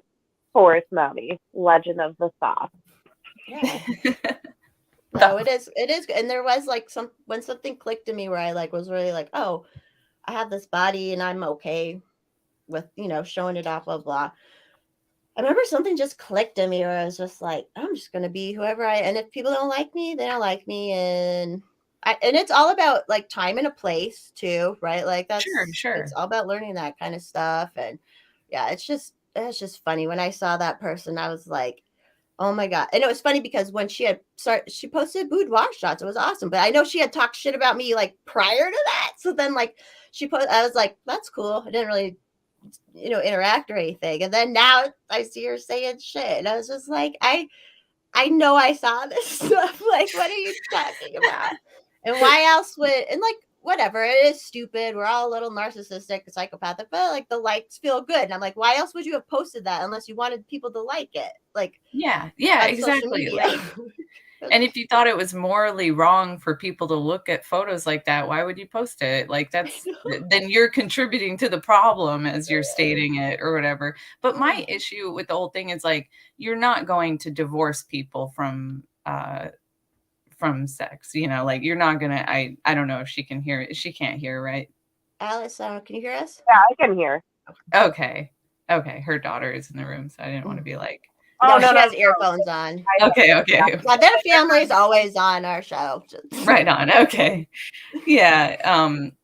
Yeah, I mean, you're not going to get people to stop being interested in sex. Like it and I hate people that hate people where they're like don't procreate anymore. Like that's that mentality. That's almost coming from that mentality where you're like, you know, people are disgusting and everything. It's like, well, there's you can be disgusting about sex, but you can also be just free and like happy about it too. It doesn't, I don't know, it's how they characterize it. And then if somebody's doing that themselves and then they're criticizing it out the other side of their mouth, it's like, well, all right, they're just feeling really conflicted about who they are is what the problem Yeah, and it'll is. come out of nowhere. Like they'll be like, I would never do this even though I've never been in that situation, I would never do this. And it's like, okay, it's Oh just like, yeah. just don't do something. Why you got to proclaim it? I saw that post about that, and actually proclamations are really dumb. Like, I try not to do them. Like, I'm this, or I would never do that. I do it sometimes because I can't, Yeah, like, none of us is but perfect. yeah, but I don't go around trying to say, like, I'll never do this or I'll never do that, or I don't know, because it just seems like you are trying to say in some way you're better than others because you don't, it's a virtue signal sort of Yeah. thing to do. I think Now, if you're really convicted in that and you're really committed to it, they're great. Say it, I'm gonna start getting on Twitter and be like, I am living that trad life. You just tweet about it. Exactly. That's why Emily, I'll text you. No, that's what I mean. Alice, like, Alice thinks I'm crazy, but she doesn't care. Like, she would never be like, get on Twitter and be like, I would never post my ass under a Christmas tree, or like, it's just why do people gotta be like that? You can be different people and not be I don't know. I don't have very strict rules about that for other people. So it's like, if they want to be open with their body, like, that's their choice as an adult. Like, I wouldn't, what adult am I going around trying to be like, telling them what to do? That's just in case. Yeah, but yeah, if you're a grown adult, why am I trying to tell you? At our store, they don't have regular 6-pack. Only the tall boys. Yeah, so this is a 6-pack. It's tall boys. That's awesome. I didn't know they had. Yeah, you see those posts too, where it's like, who are you trying to convince? If you think, which I know some people think they're just giving advice, right? I'm like, you're trying to convince yourself of something, and like, you know what I mean? Well, like that Lydia stuff you've been pointing out with Lydia, that's really funny too, because she's such a weirdo. Like, why is she so snooty? I don't get it. Like, why does she? I'm like, honey, you are not pretty enough to be that snooty. Sorry, go on. It's a very good point. Like, she really can't pull it off. Like, I don't get it. What are you gonna say, Alice? That attitude really doesn't look good on a lot of people, on most people, Yeah, I mean, I think if you think your life is that great, then just focus on your life, and then maybe people will look at your life and be like, oh, wow.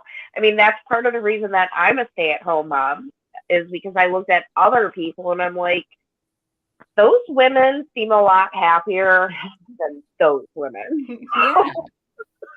Yeah. Like, I was like, and I decided, I don't want to work when I have kids. So, but yeah, I mean, I always feel like with my parents, and even everything they went through, they made marriage look fun, and not just always fun, but I saw the really, really ugly because of my dad being so sick and I was so young. So I just had a front row seat to it all. So like seeing them made me be like, I want that, like I want somebody by my side like that. And I want somebody that even if life gets really bad, we can cry together, but we can also laugh together and find humor in things. And that's what I try to do with my kids is, just try and have a happy marriage so that if they do decide they want to get married and have kids, that, they'll have a good example of what like a healthy love it looks like, which I didn't, a lot of people don't have that. So you got to like figure out what love is like later in life. And that's brutal. But if you have an example, you have two parents, you're blessed. I mean, it's just wonderful to have stability. First of all, there's more stability when you have two people that can share responsibilities for childcare and survival, that's ist of some sort. That's like, you're not allowed to say that two parents is good for kids. It's terrible. Yeah. How dare you? That's what I laugh about. Like, we've talked about this a ton of times where I'm just like, I never wanted kids. I don't have kids, but guess what? I can still say maybe two parents is best. And then I can also say the world's not perfect and shit happens. Like, why can't people hold these ideas in their head at the same time? And just, Yeah, and that's not an insult to single mothers or their No. children. It's not saying that you can't be a single mother and do a great job or that your child won't, succeed. There's plenty of examples of that. You know what I mean? There's exceptions to every rule, but generally, parents, two people can provide more stability to a kid. It's, even a same-sex couple, at least there's more support there, Right. Thanks, because if it's Pa. just you, I don't know how people do that. Just That's life is fine. easier in general for humans when they have someone else. Like it's Exactly. just You the truth to it. Like team up, it's yeah, teamwork. Yeah, companionship. Everyone like I always looks for said, it. teamwork makes the dream work.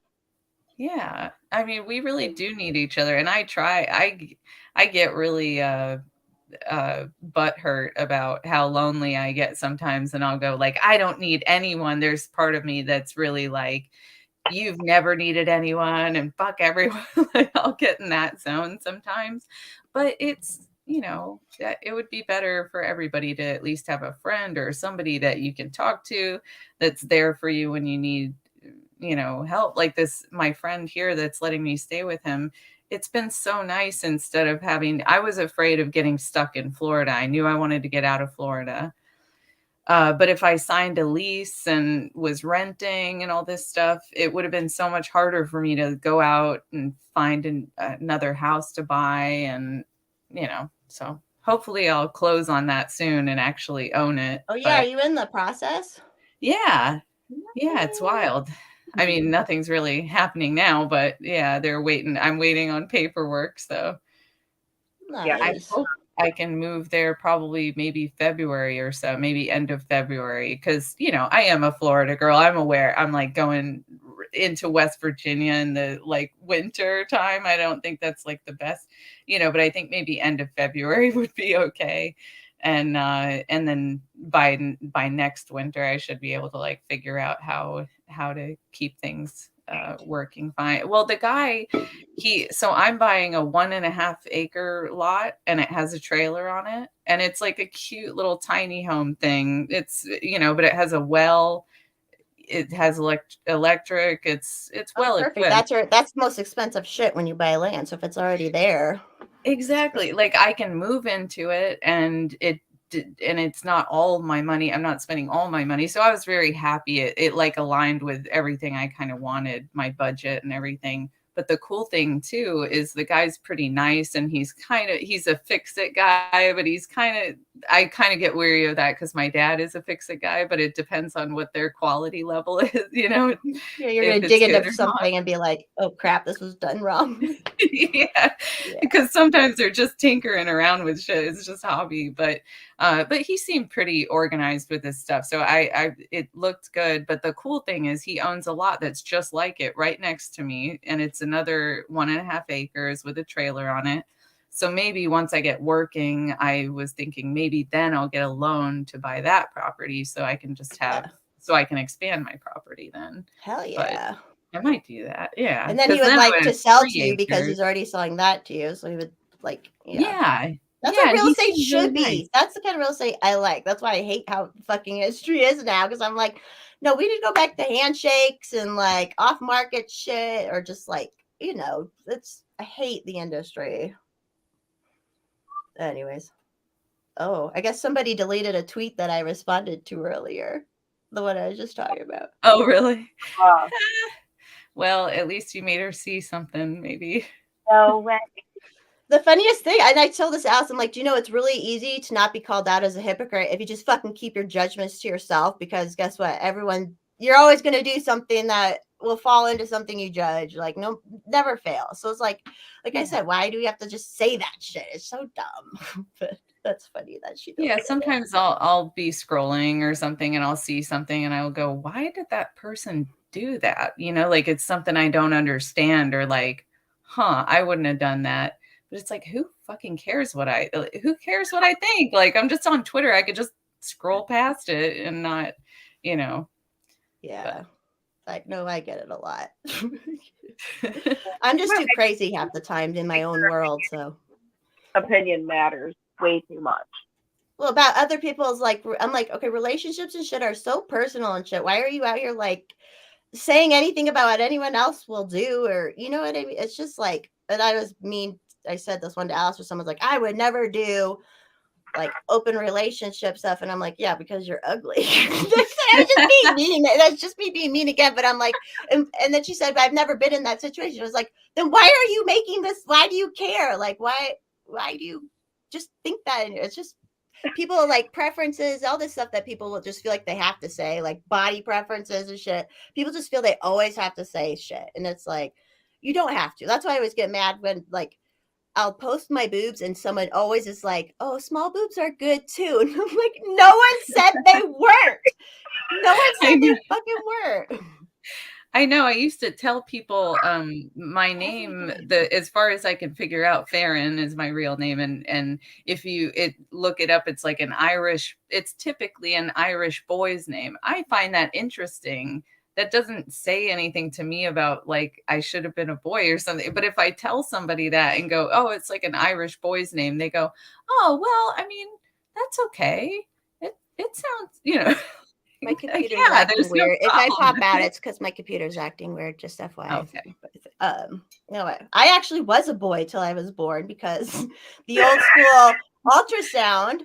They told my parents I was a boy. It was like early ultrasound. Really? So I was supposed to be Tim, but I can't. But it wasn't like there's no gender shit there. And then my dad's like, what's the most common girl name? I'll name her that because they had to like scramble. It's all good. It's all good. No hard feelings, but oh my god. Yeah.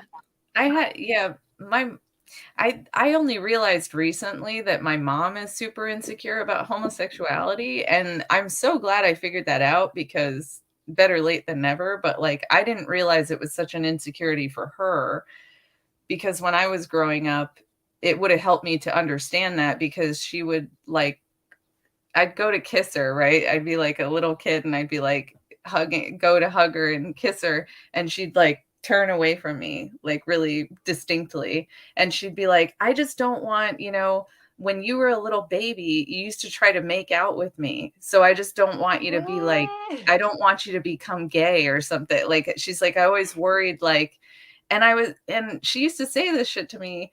I don't think she meant it the way it was coming off to me, but like it made me really fucking confused. But I think you're like, I'm not trying to make out with you, Mom, as a baby. But that is interesting.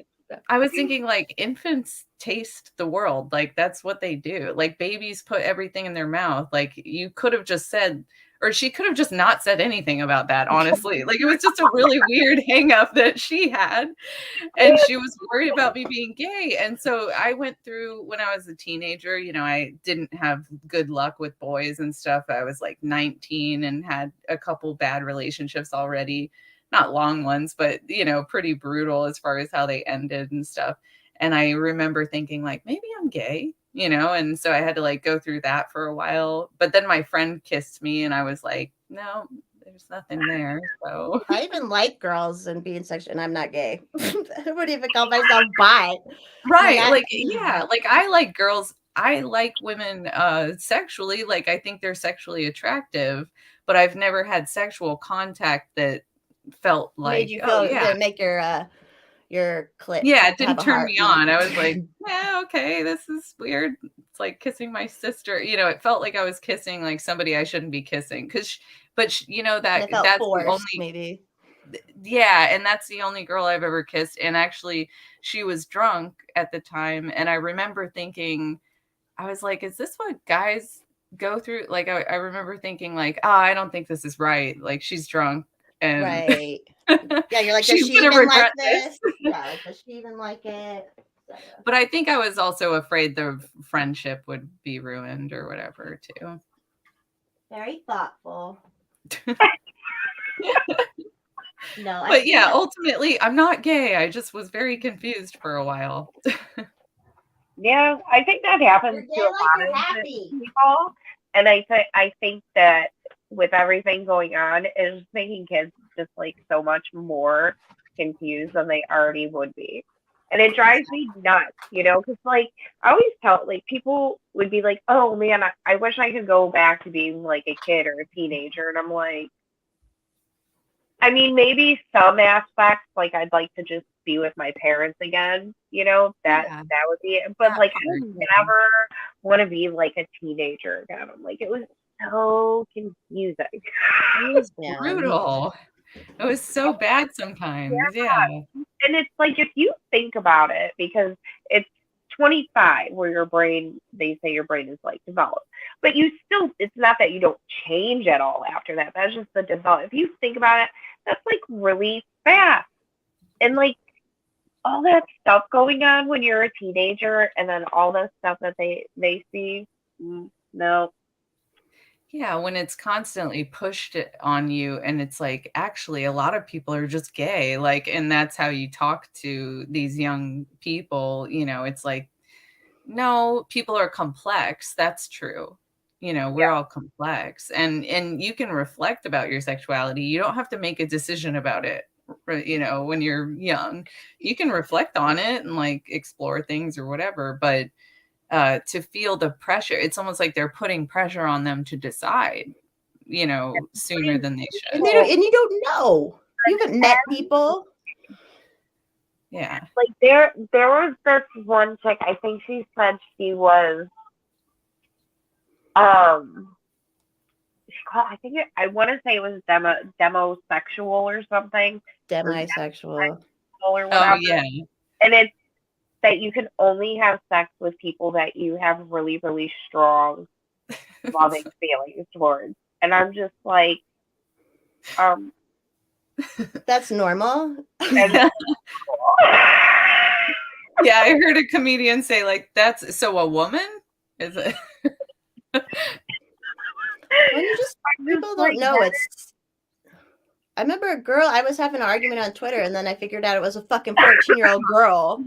So I was like, felt weird. But at the point, she was like, no, I'm bisexual, so I'm discriminated against. I'm like, okay, you should not be having sex as well. Like, once I found that out, I'm like, and then they just wanted to be part of this victim group. And it was funny because I felt so creepy afterwards, because like when she's like, well, bisexuals are discriminated against. And I'm like, no, they're not. And then I was like, I said something like, actually, in like the swinging world for a while, a lot of people would be very like if a guy was bi at all, they were like, oh no, he's not invited. You know, we can't, that's not allowed. I was like, yeah, actually that in that way they're discriminated. And then I was like, you're fucking 14. Like, what the fuck? Yeah, what are you talking about? You have no idea. Yeah.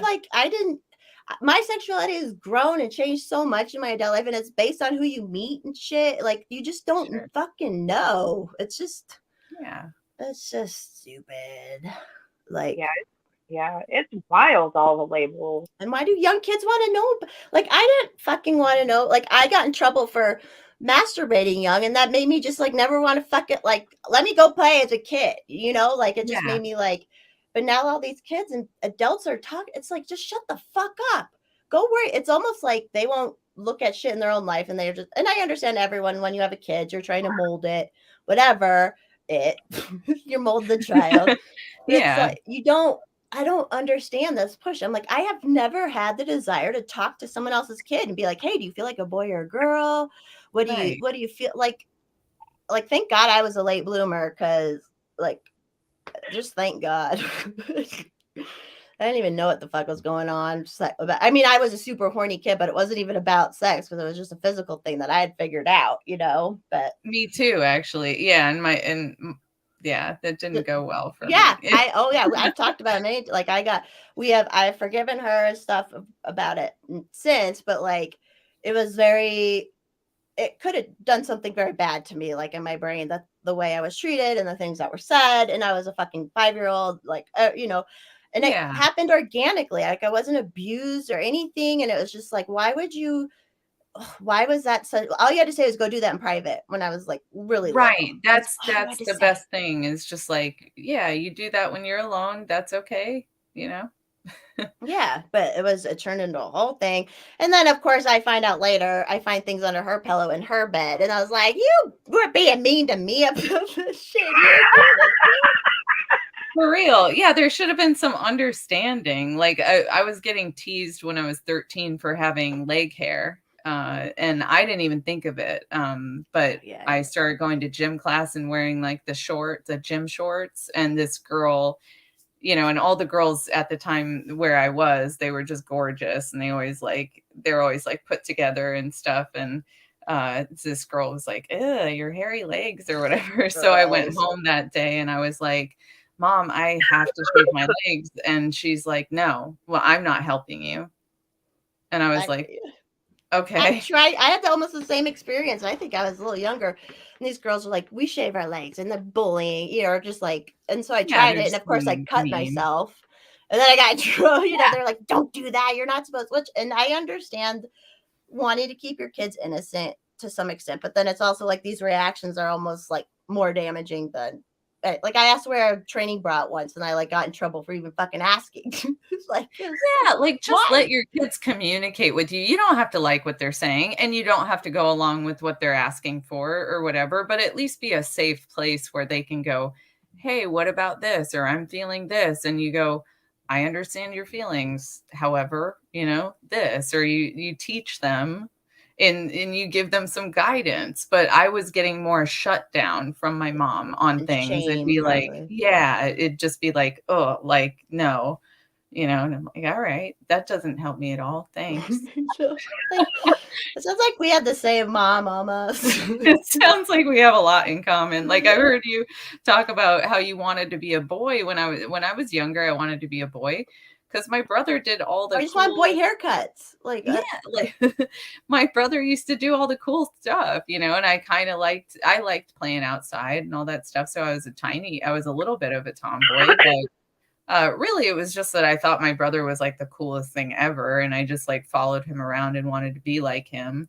So it wasn't so much that I wanted to be male. I just idolized my brother, and he was like, "Ugh, get away from me." So yeah, I grew up like hanging out with all like boy, like that's all there was in my rural area. Like, and it was just that was what you just hung out with boys. I wonder that's why I can communicate with men so well now because as a kid I just hung out with boys and understood it. But thank God I didn't grow up now or like now where someone would even suggest something like that. And I went to public school, which is where it's getting suggested. So it's like, yeah, thank God, because I've never had tits. Like all they had to say, was, and when people would make like in middle school, people would make fun of me for not having boobs because apparently you were supposed to have boobs in middle school. But middle like school, jeez. I know, and so Yeah. like you feel bad. So like, what if some teacher had been like, I had been talked to me and was like, well, maybe you're a boy or something. You know what I like? Thank God that didn't Absolutely. fucking If someone happen. had gotten in my head and like made me, especially I was susceptible to like if they had made me feel special,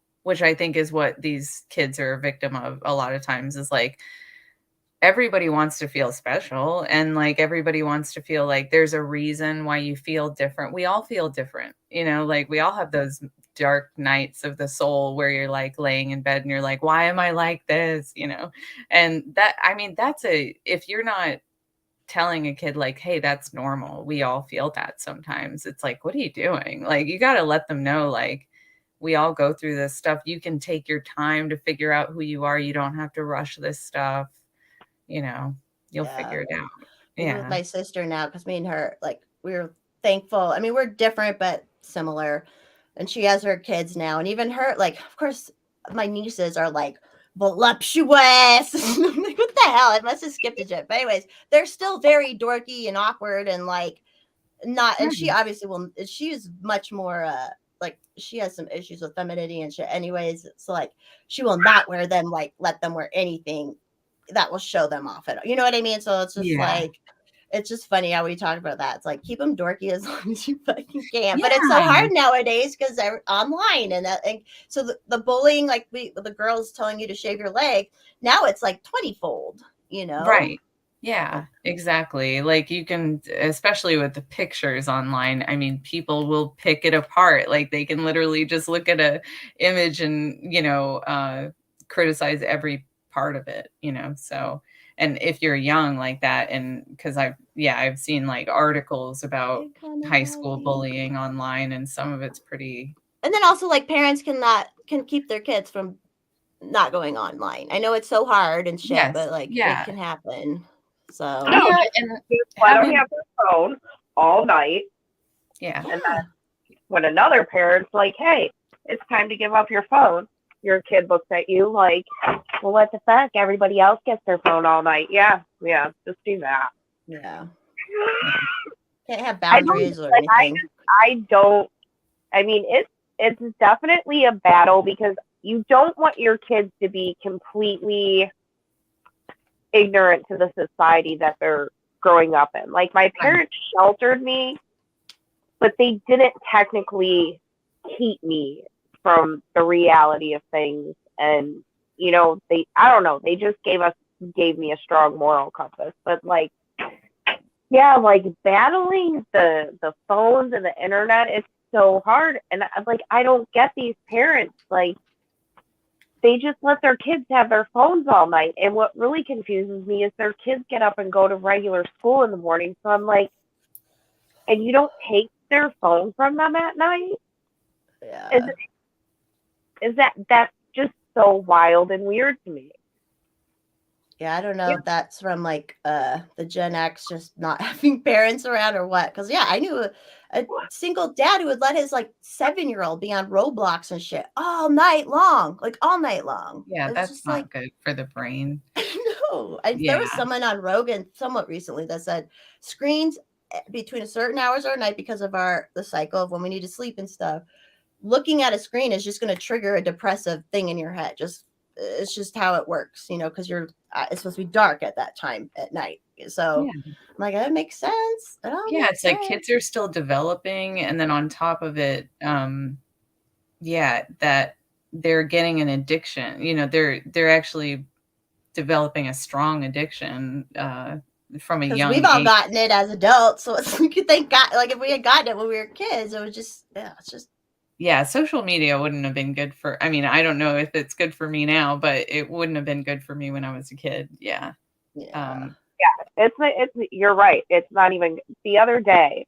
And I actually even told my daughter this because I want her to understand, like, I'm an adult and I'm telling you that even at my age, I'm like, this is too much for me. But the other day when I was laid up in bed, I was on Twitter like a shitload in the morning. I didn't have anything to do. I was just laying in bed, hurt, and I'm just like, okay, I have to get off of here. This is like awful. This is making me feel like just terrible and just icky. And it was just depressing. And I told my daughter, I'm like, I know you think that because all the other kids have social media, you should be able to have it. You should just be able to have your phone when you want. I was like, but I'm telling you, I'm an adult and I'm a strong-minded adult. And even just that couple of hours, I'm like, this is really awful. Like, this is just terrible. Like, I can't imagine being a kid and like being sitting there and looking at all this stuff. Yeah. You could always use if everyone jumped off a bridge, would you do that too? But then the last 2 years, it's like, actually, yeah, everyone would fucking jump off the bridge. Like, just follow right through it. This world. But at least, like, I really was, like, emotional last week. Like, I've said it a million times. And, like, if all that shit hadn't happened, I wouldn't have made this new community and met all the people I've met. And, like, it's really been, like, it's the wheat from the chaff or whatever it says, like, because there's people I thought were cool people. Like, I was pretty good at picking out fake people and not. And there was people I thought were all right, and they fucking weren't. So I'm like, maybe it was good all this shit happened just for that aspect, but I don't know. They're going to do it again. Do you mean the whole COVID thing, or do Yeah. you mean okay, yeah. Yeah. Yeah. Well, it does. It shows you who people are a little more, and if they're willing to go along with something that harsh. Is the problem that I have with it is like, whatever you think about COVID, like, and whatever you thought the best method to deal with it is fine, but the whole mandate, supporting mandates and stuff, that's insane. And just being attacked for questioning anything. Anytime I question something, like, and these are people in alternative lifestyle, like people who went against the grain, but then, like, I'm like, nope. Like, obviously, you care more about following or I don't know. It's wild. It was wild to see, but I'm glad, I guess. So people are super afraid of criticism too. Like I am. Like I'm super sensitive. I don't want people to talk shit to me and stuff. So, but I do, because of that, have some consciousness of like, what am I willing to take on? What am I willing to proclaim about myself? Am I that sure about this? But tons of people will go online just to say something they know other people are going to like already, so they just, it's for likes, but it's also for approval. They know they're going to get that approval feedback, Yeah, they would be like, "Oh, you're just listening to people on YouTube." I'm like, "Yeah, I'm listening to multiple fucking people. You just had your Facebook group tell you to say that." And you're like, the whole don't look shit up thing. Like, what the fuck? Why would you tell anyone to not look things up or not research yourself? Like, that's just like ignorance. And they were just totally proud of it and totally like, this is it. And if you go outside of this, then you're not in this group, blah, blah, blah. And it's just, I saw that happening. And I saw because I got Facebook a lot, like right when COVID started, but I had seen in these groups, first of all these like middle-aged housewives were fucking nasty. They were nasty, mean fucking bitches for like no reason. So I saw that shit and I was like, and I just think that like that just helped with all this, with like, building this up, and you can't say that, we'll kick you out of the group or what, it's just, and these are adults, like it's still just so stupid. Like, who they gives a become shit? like hall monitors as like people, which is like such a crappy dorky thing to want to be. Exactly. Why is would that you cool want to be now? that person? That's so stupid. But so many people, they know other people will be like, yeah, I'm glad you said that, or whatever. It's whoever they think is cool is going to pat them on the back for being an asshole to the right person or whatever, and so tribalistic. Like, I was called Trumper and everything, like by people I knew who like, and I was like, what are you fucking talking about? And like they, everyone just got so, the psychological aspect of it is truly amazing. How they went in and they knew exactly what to do to have, like, they had everybody falling in line so fast. And and obviously we know that the government paid people to shame people, and so it was just very fascinating to see. And then you had people like us all who would just like say a little something different. It's like, it was just, they would attack, and it's nothing I ever said was wrong either. Like, no, the whole time. And that's what, and I also like, with all the censorship that was going on Twitter, for a lot of us to have been able to like weave through that and still, because I remember finding shit right when it was going, like people like Ian, he was doing all the charts and the just like people who like, we're I was on like, top thank of God it, all of us found this stuff, and we're like, okay, there's other ways to think about this. Like, thank God.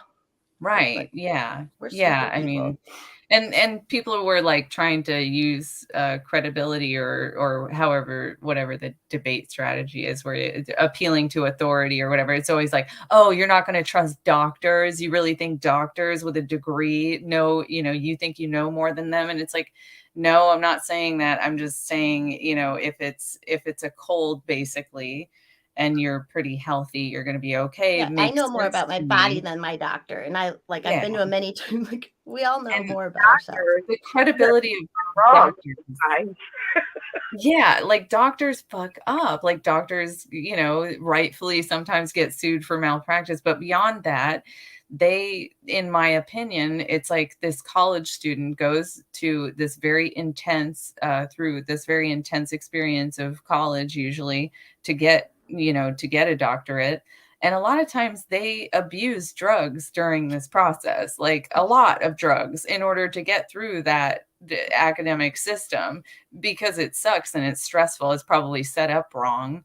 But then, on top of it, they are being trained to be drug dealers, really. Oh yeah, they go to big pharma. That was a doctor I talked to recently. He's 70, so he was in med school in the 80s, and he was like, he saw big pharma coming in and like, courting people. Like, it's been like that for so long. So he saw like the turn of that. That's really and he's always been kind of outside of the system, because he's always been, and the dude's 70 and he's like hot, like he looks good. So I'm like, yeah, that's someone I would trust his opinion, and like, yeah, he's all about preventative and being healthy and not just putting people on drugs, which makes them have to take other drugs to fight the side effects from that drug. Like, it's just this. Exactly. Like, heal your body and do your best naturally. And then there's nothing wrong with medications you really need, that make you functional in life. I get that. I'm not saying, no one should ever go to a doctor or something. Like, I trust some doctors, like you're saying. If I met a doctor that was like that, with that mentality, I would trust them. because then I would feel they're using their education and their conscience at the same time. Whereas And some common of these people, sense. they're just like, yeah, they're just like, I'm the authority. And then if you ask them a question that's like outside, they'll just treat you like shit until you go away, you know? Yeah, it's true. And that's why I told like all these people are like, "Oh, good luck." Ended up in the hospital or like what? And I'm like, I know my health. I'm a young, so I had to pay health insurance young, and I was like, fuck that shit. I got off of it because I was paying a bunch of money for Yeah, for nothing. what? And I said, Yeah, okay, I will just keep myself very healthy, so I don't need to go to the doctor. Which I feel like that should be everybody's thought.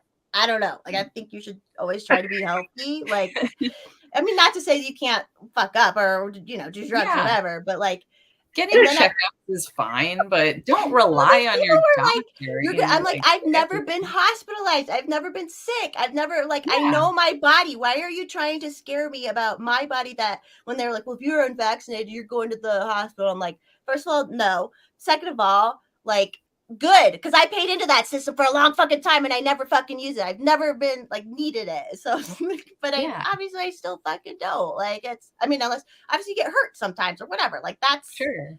Oh that's yeah, like normal. But ER medicine, we need that. Like we should be so grateful for the technology we do have in life, but it doesn't mean it has to be your God, and that you do everything it says. But of course, like we're so blessed to live in a time where people don't have to die because of things that they used to. It used to be there is no solution to some of these things once this right. Well, unless happened. you live in Canada. Unless you live in Canada. Then they're Right. Then they're just, well, maybe you should. would you like to try our euthanasia? That's so terrifying. Like what who is defending that? And now That's all so these parents want weird. to get their kids on meds early on, and all these people, all these over the Oh, last few years, where people are like, "I'm on all these drugs," and it's like, I don't think that's good. Like, Yeah, and then don't be proud of that too much. I don't know about that. everyone's fucking crazy now. It's like, well, maybe like, do you ever see like on Twitter there will be like a mom that'll be like, my kid has Asperger's, autism, ADHD, OCD. He doesn't think anybody will say happy birthday to him. I never say happy birthday to those kids because I'm just like, fuck dude. those kids. I retweeted a tweet the other day, and I like unretweeted it right away because at first it was like it looked legit. It was like a kid, and he has a terminal illness, and he's like wants to get up to a certain amount of YouTube Oh, subscribers. I And I was like, followed that. Was it did not legit? you? Because I Yeah. looked at the mom, and her whole face is tattooed, which whatever. Tattoos is not my problem, but it did red flag. It like gave me a red flag a little bit that I was like, is this one of these moms that's using their kid? Yeah. And I don't like that. I don't like that stuff. Like even if the kid is sick, like I hope that the kid is being treated well and it not just being exploited for Yeah. because that's real. There are some really sicko people that do that to their kids and use them for, whatever, money and And popularity. Munchausen by proxy is like actually acceptable now. Like it's an acceptable. Yeah, it's like seems like such a big thing now. Like all these parents, like with my kids have this, my kids have Like that. jazz. Yeah, Dad. the trans thing fits into that too. Like tons of you were saying that earlier that yeah, tons of parents just want a virtue signal through, but you're playing with your kid's life. It's not just this, Yeah, poor jazz. Like the fuck. yeah, that's so sad. Yeah. It's And so that, sad, and dude. I'm like, whatever the fuck. If your kids want to dress as like, can you just let them like? Why do we have to do physical fucking changes to their bodies? Why are we fucking doing this shit? Like, let them fucking do it. Like, it's astonishing to me. Like, I just don't get it at all. And these fucking white suburban women, they want to be special.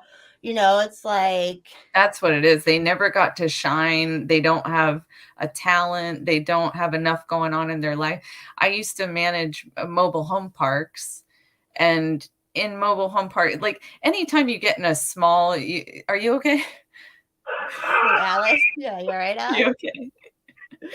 The dog just ran her whole Oh. everything against the door and said, "What do you want now?" But So, you know like- how you notice almost, I guess it's almost like anthropology or something. When you're viewing like a small group of people, you kind of notice these like human things that happen. And with mobile home parks, the people are too close to each other. First of all, they're like, I don't know, 15, 20 feet apart, the houses, something, maybe a little more than that, but not much more than that. And so it's close quarters, and they buy the house, but they have to pay lot rent. So it's like, it's not even a good deal. It's like you're paying, you own a house, but yeah, you're paying rent to live, Yeah. to have it there. So that's weird.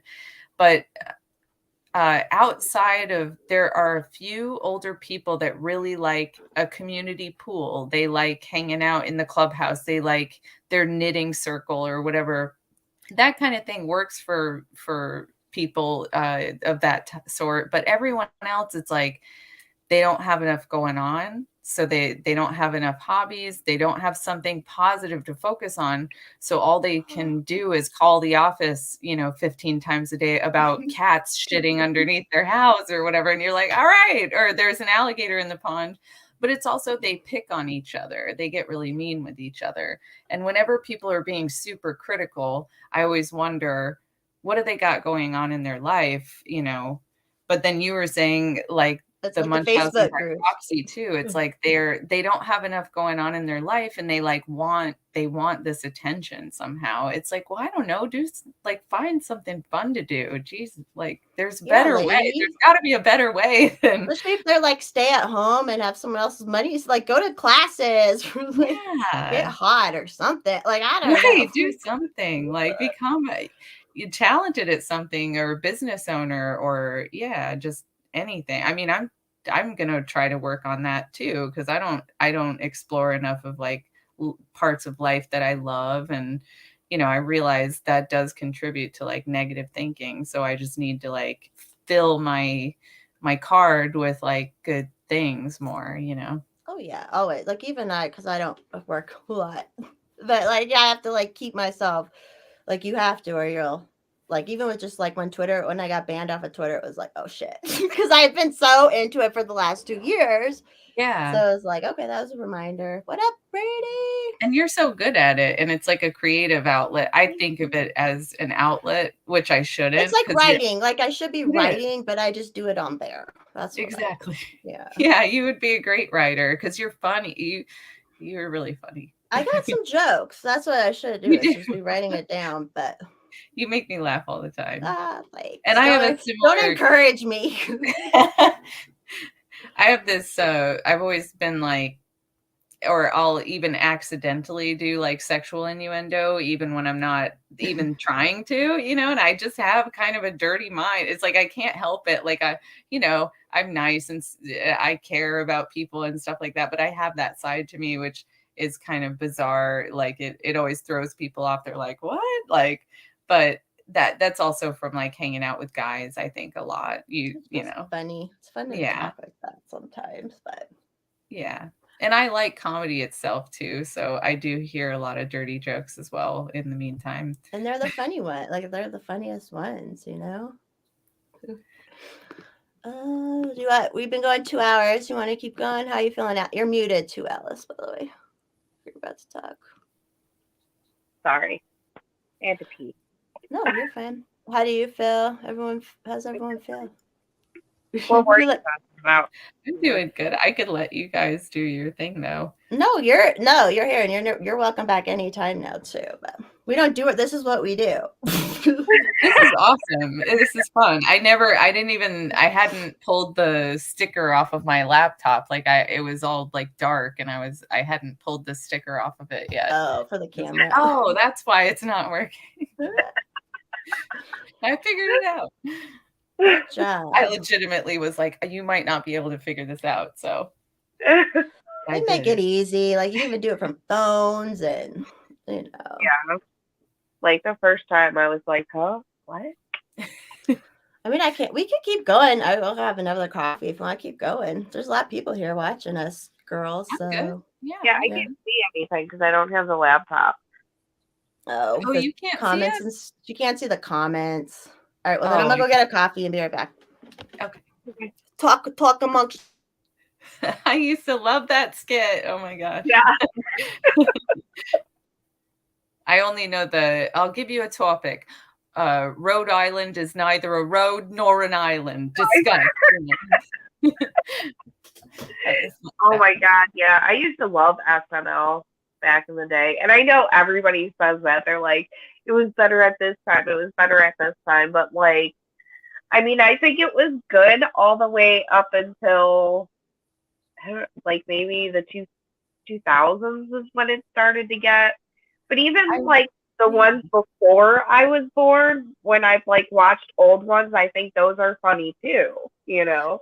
I think they've always just had a ebb and flow, because they have people come and go for various reasons, and they always have somebody that's really good on there. Like whether I really want to watch a whole episode of it is another thing entirely. And my season, I guess the best seasons for me were in the 90s. Like those are who I was like used to, was like Adam Sandler and I can't even think of, but I watched it for a while too later on, and like Kristen Wiig is one of my favorites. She's funny. She's so good. And then whoever that chick is, the blonde that does really good impressions, I think she's still on there now, maybe, or maybe I'm that old where it's like, well, I'm out of it. Like I've not watched it in so long, but there's a blonde, she does incredible impressions. And I'm like, she's talented. Like I can't deny this, Yeah. But That definitely takes talent to do what they do, to like do that. Because I couldn't do it. I would laugh. I know, like, well, you'll see like actors go on there and it's a whole other thing, it's not the same. They're talented at what they do, but they get on that show and it's like its own thing. So, and it's live, I guess. Yeah, it's live TV. So that's a whole thing. That would be nerve-wracking. I couldn't do it. Daniel, I can see your comments, by the way. I think I can see all of them. Some of the comments aren't showing up apparently on. Well, because like you have to make sure you put all comments or whatever. No. I don't just have top chat. That happens to me. Can everyone please hit the like button? By the way, subscribe, baby. Like, share, subscribe to my locals. Just kidding, but I'm not doing anything over there. So don't forget to advertise your local. We're Stoner. Stoner didn't say that. He always says that. He's funny. Isn't he the best? He's been a long time fan of the show too. He's just always ready to like say something. He's there, He's solid. He's out here. One day we're all gonna meet, because I meet a lot of Colorado people. I haven't ever met Stoner, but he lives in Colorado. That's cool. Yeah, he's in Colorado. There's a lot of people out here. That's why I'm helping out more now with everything, because I'm like, there's a good energy. We're growing. I always laugh because Paul's made fun of me because I'm like, no, the political process won't work, but I'm actually the only one I'm trying, but I always say that, like, if the political process works, then I might as well try with the caucus and the party and all that. But ever since I've been more involved, I'm just like, holy shit. Oh yeah, kamikazes out here too. The infight, and thank God I'm not on Facebook to see all that. There is so much fucking infighting and stupidity and adults. Why are they even we had people show up to a board meeting and read these hate letters after the elections because they didn't win, because no libertarians are ever gonna they don't win. We're not at that point where there's a lot of libertarians winning even just local stuff, which we did win one local race, but anyways, so they it's the Mises Caucus's fault we didn't win, blah blah blah. All this shit is what the fuck is? And these are grown ass men reading these letters because a lady told them to, and then they rage left the meeting. It's shit, and I'm like, if anyone, it's so obvious that there are some people who don't want to work with others. I'm like, well, we're working with them, no problem. No one's doing anything against them, even if they're not in the caucus. Colorado is very Mises Caucus, so it's okay. It's just so silly. And they're like always like, oh, they're Republicans. And they went to Colorado Public Radio with all the shit in the world that's going on, all the shit in the world that libertarian could care about. They go to Colorado Public Radio to complain. It's about the party and how like it's just like Right. Yeah. Like they focus too much on the negative. Well, this is like a weird thing, but like in Scientology, they believe like promotion is very important. So like your image is very important. So that's why, it's like any church, they're going to protect the image of the church. So there's that bad aspect to it where bad things happen in the church, and you keep it insular. You only report each other. You don't call the cops or sue each other, things like that. right. But there's a smart aspect to it where I think what L. Ron Hubbard did is he took sales, he took like philosophy about sales, and then he took Eastern philosophy and then psychoanalysis, and he kind of just squished those together, and he put people in suits and made it more Western palatable. It's like Eastern philosophy for the Western man, like that kind of thing. And but they're right about promoting yourself, and you can't be like talking shit about your own party, basically. Like that's not gonna help. Yeah, Yeah. it's like really all the things you could have went with, and they're just trying to they're just constantly like, oh, they're Republicans, they're this, and it's like, what? Shut up. There's this one Yeah. lady, she was like, she works. I'm sure she's done marketing and stuff before. She's literally said, I make six figures. Oh, because it's all everyone wants the control of the marketing or the messaging for like Colorado LP, or it's always a fight over the messaging, right? And so Okay. she was like, I make six figures, blah, blah. And I'm like, okay, right away. No one likes hearing that. No one ever likes when anyone says that. They instantly don't like you. So you suck at, you can't even market yourself. You like Yeah, can't you even, suck at communicating. Like, what are you talking? What's the point of you saying that? You're trying to be like, this is why you should listen to me, is because I have some authority, because because of the money I make, and nobody's gonna think that. nobody likes that. So it's like right away, like, we don't even have to be mean to you. You can still help or whatever. But it's like, don't, it's not, it's just so dumb, and everyone's always complaining. People will be like, when the LP National puts a tweet out, there are people who will argue about shit for days about it, and it's like and they were trying to call them, Yeah. they accidentally put the it was about the FTX stuff, and it accidentally had the like greedy Jew hand, it's like from the greedy Jew meme or something, and Okay. they didn't know, and then people, I'm like, hey, if you dumb dumbs hadn't pointed out, no one's really posting that for that reason, right? And then Right. Yeah, they they're trying talked to make it about better. it for like a week. They're like, oh, they're anti-Semitic. They're from just that stupid little thing that the person who posted it didn't even notice. And like, it was just like, what is the fucking wrong? All the things you can do for the world, and you're focusing on this. Like, Exactly. Like if you think about like priorities, it's like bad priorities. You kind of go like, but why are you focusing on that? Like what are we doing here? Some of the conversations that perpetuate like, or they're just trendy, and they're like forever trendy. So I'll see accounts I don't know, but they seem like big accounts, like say, and it's just this cliched stuff about like, what are you talking? You're bringing this conversation up again, like there's better things we could be working on right now. But yeah, especially when you have such a small, I don't know enough about libertarianism, so I'm very like timid to have any opinions on that specifically. But it's just, if you already have a small party, you don't want to like damage that, and you want to like try to like lift everybody up in it, would be ideal. and they were Yeah. doing a bad job, and people took over because during COVID, which was like the worst, that was like the time to fucking do shit, and they did it because they wanted to be woke and shit. And I'm like, you can be fucking woke, but that can't be, we don't need to Yeah. fucking talk about that, like we should have been talking about how churches shouldn't be shut down, and this, we should have been talking about that this is the word. They were like, whoa, they did some posts about it, but it was just like, Yeah. and no one's pushed, they feel like they're being pushed out of it. It's like, well, if you, I feel like people like us can just get along with anyone, even if you don't like Yeah. them. If we're I working think that's together or part of doing it. something, you make it work, right? And if we obviously have something in common, if we're both at this place, so it was Yeah. just like, it's so frustrating to me because it's I hate the process anyways. Like, it's so, the procedure is just already so wasteful, like all the shit you got to do just to be in procedure before you can do anything, you know. And then you have all these people just fucking, and it's just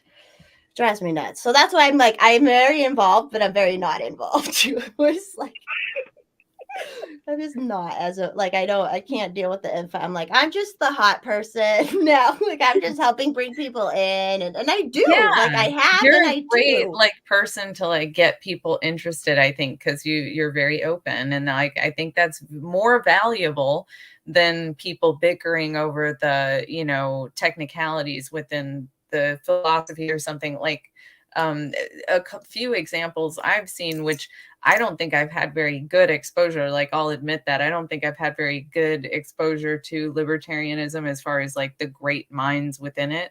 Like, I don't know who's who, you know, so it's like if I like what they said on a tweet, that's all it means to me. I'm like, well, that was a good tweet. But some people seem to have like good respect, but there's other people that I've seen that seem like people actually listen to them, or they're kind of prominent, or they held a position on some, you know, but they're so invested in their hurt feelings. Like they'll go on and they're on Twitter and they say that they're talking about libertarianism or that they care, but what they actually go on and on about is a bad experience that they had with another libertarian. And you're going, yeah, okay, that's just like people not getting along, though. Is this really about Yeah. like that does happen sometimes. Yeah, there's a lot of that happens, and Yeah. and that's why I'm like, and everyone likes me, even the trad people like me, and like, Yeah. like I feel like I'm a great, and I love Colorado. Colorado was like libertarian. The fucking party started here. Like we are liberty minded people, and just try like I just don't get the arguing and shit. Like we're the third largest party. We have the framework in order. We know what we need to do.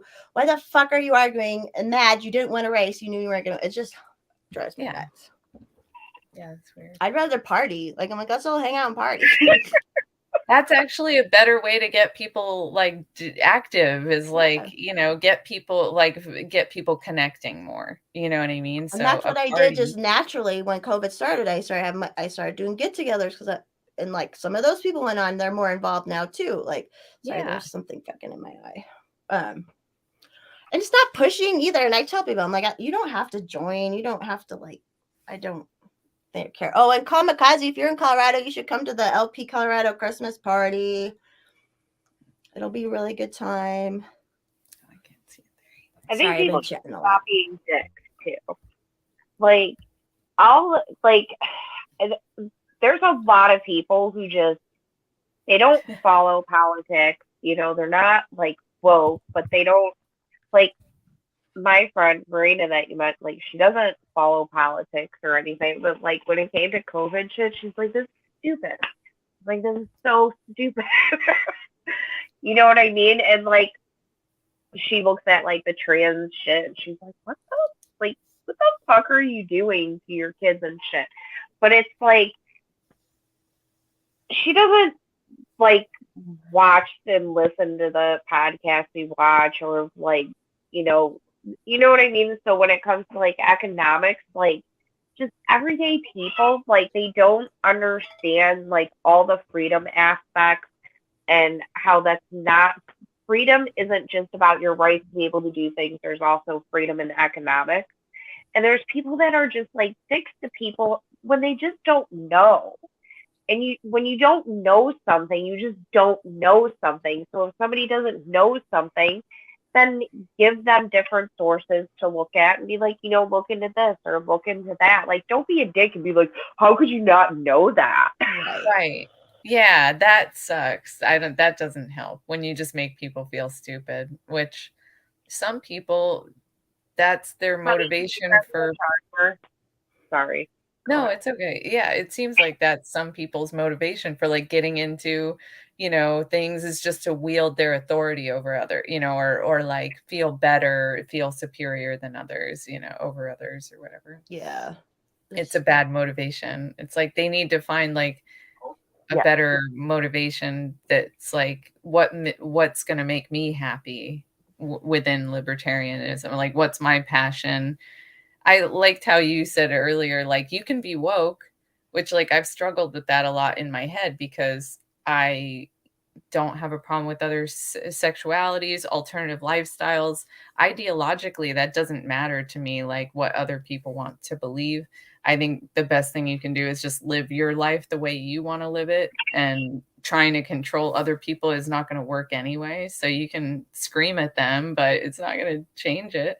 So I always wonder, like, the intersectionality has some value, right? So you're saying like that people's individual perspectives matter. Well, sure, that's true, but it doesn't mean that they should be treated special in society, because also I feel like you're taking away like there's something special about being different, when you're gay or you're trans or whatever. And then you try to make everyone know everyone is this way, or we should all believe like, and be concentrating on matters about trans people. But in your daily life, if that's not what your daily life is, I don't really get, it's just interesting. It's like respecting people and being kind and caring is kind of what they're trying to make it sound like but that's not actually what it's about. It's about wielding power, and it's about, if you wrong think, then we can abuse you or something like that. Right. Like, and it's not like, okay, you're trans, but what makes you special is your personality. And every human, what makes you special is like your personality, like who you are. It's not that stuff. And they make it so shallow where it's just that stuff. Hold on, I want to get guys in the comments who are saying you're socially awkward. Here's something to try. When you're talking to someone, think about them, not yourself, you narcissist. Think about them, and don't think about your hands. Don't think about what you're doing. Just try to focus on them and what they're saying, what they're doing, and then you won't worry about your hands. You won't worry about that shit. That's my advice for the night. They're all like, we're socially awkward. It does help to just ask other people about themselves when you don't know what to say. Yeah, that's what I don't know. It takes work. It's like a work thing. How are you? It's late. You're still in Florida now? So is it? Well, Alice is in Eastern time too. Yeah. It's not. What time is it there? Colorado. It's 7:30, so I'm 2 hours behind. Oh, right. I don't know how tired you are. I'm not. I don't know. I haven't been doing much. So as far as tired, I'll probably be up tonight. But I will. I'm usually up too. I just get like, at a certain point, I get like where I'm like, okay, But then what are we gonna talk about now? Yeah. But it always just works. I was like, there's so much to talk about. Yeah. You guys have a cool energy. Like, when did you start this though? Because I haven't caught it like since the beginning of you starting it. Alice came on with Hex and me a couple times, and then this is only episode, what was it, like 20? Yeah, 23. I would say maybe we started it May or April. Oh shit! Okay, yeah, I've been way behind then. Oh, that's fine. And sometimes we don't do it, and it just has to work out. It's what it is. But. And how did you meet Alice? Alice's husband Adam told her to follow me on Twitter.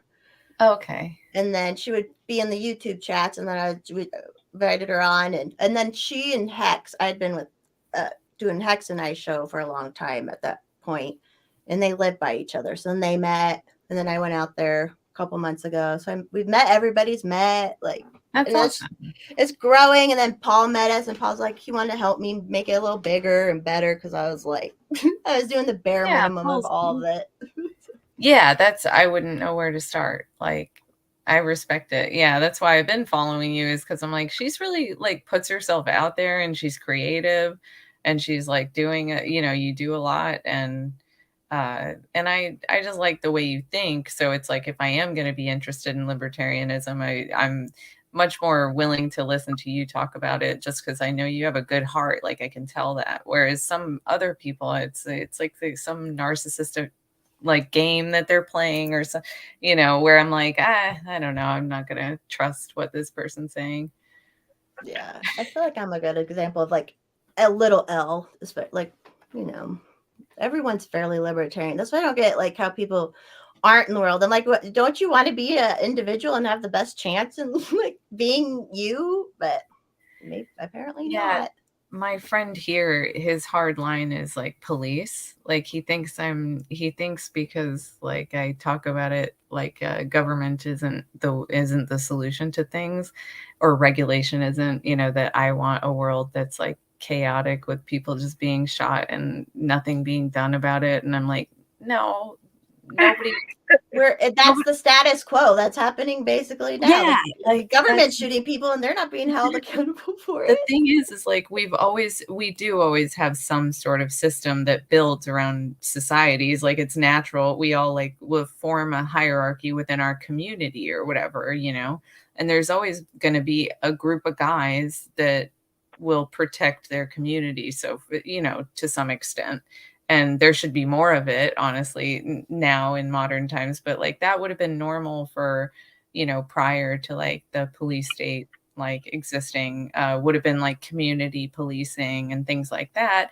And it can be bad, it's like but it's bad now. So it's sort of, to me, it's like either way, like humanity is messy, Yeah, and if everybody was able to defend themselves to the most they That's could, the thing.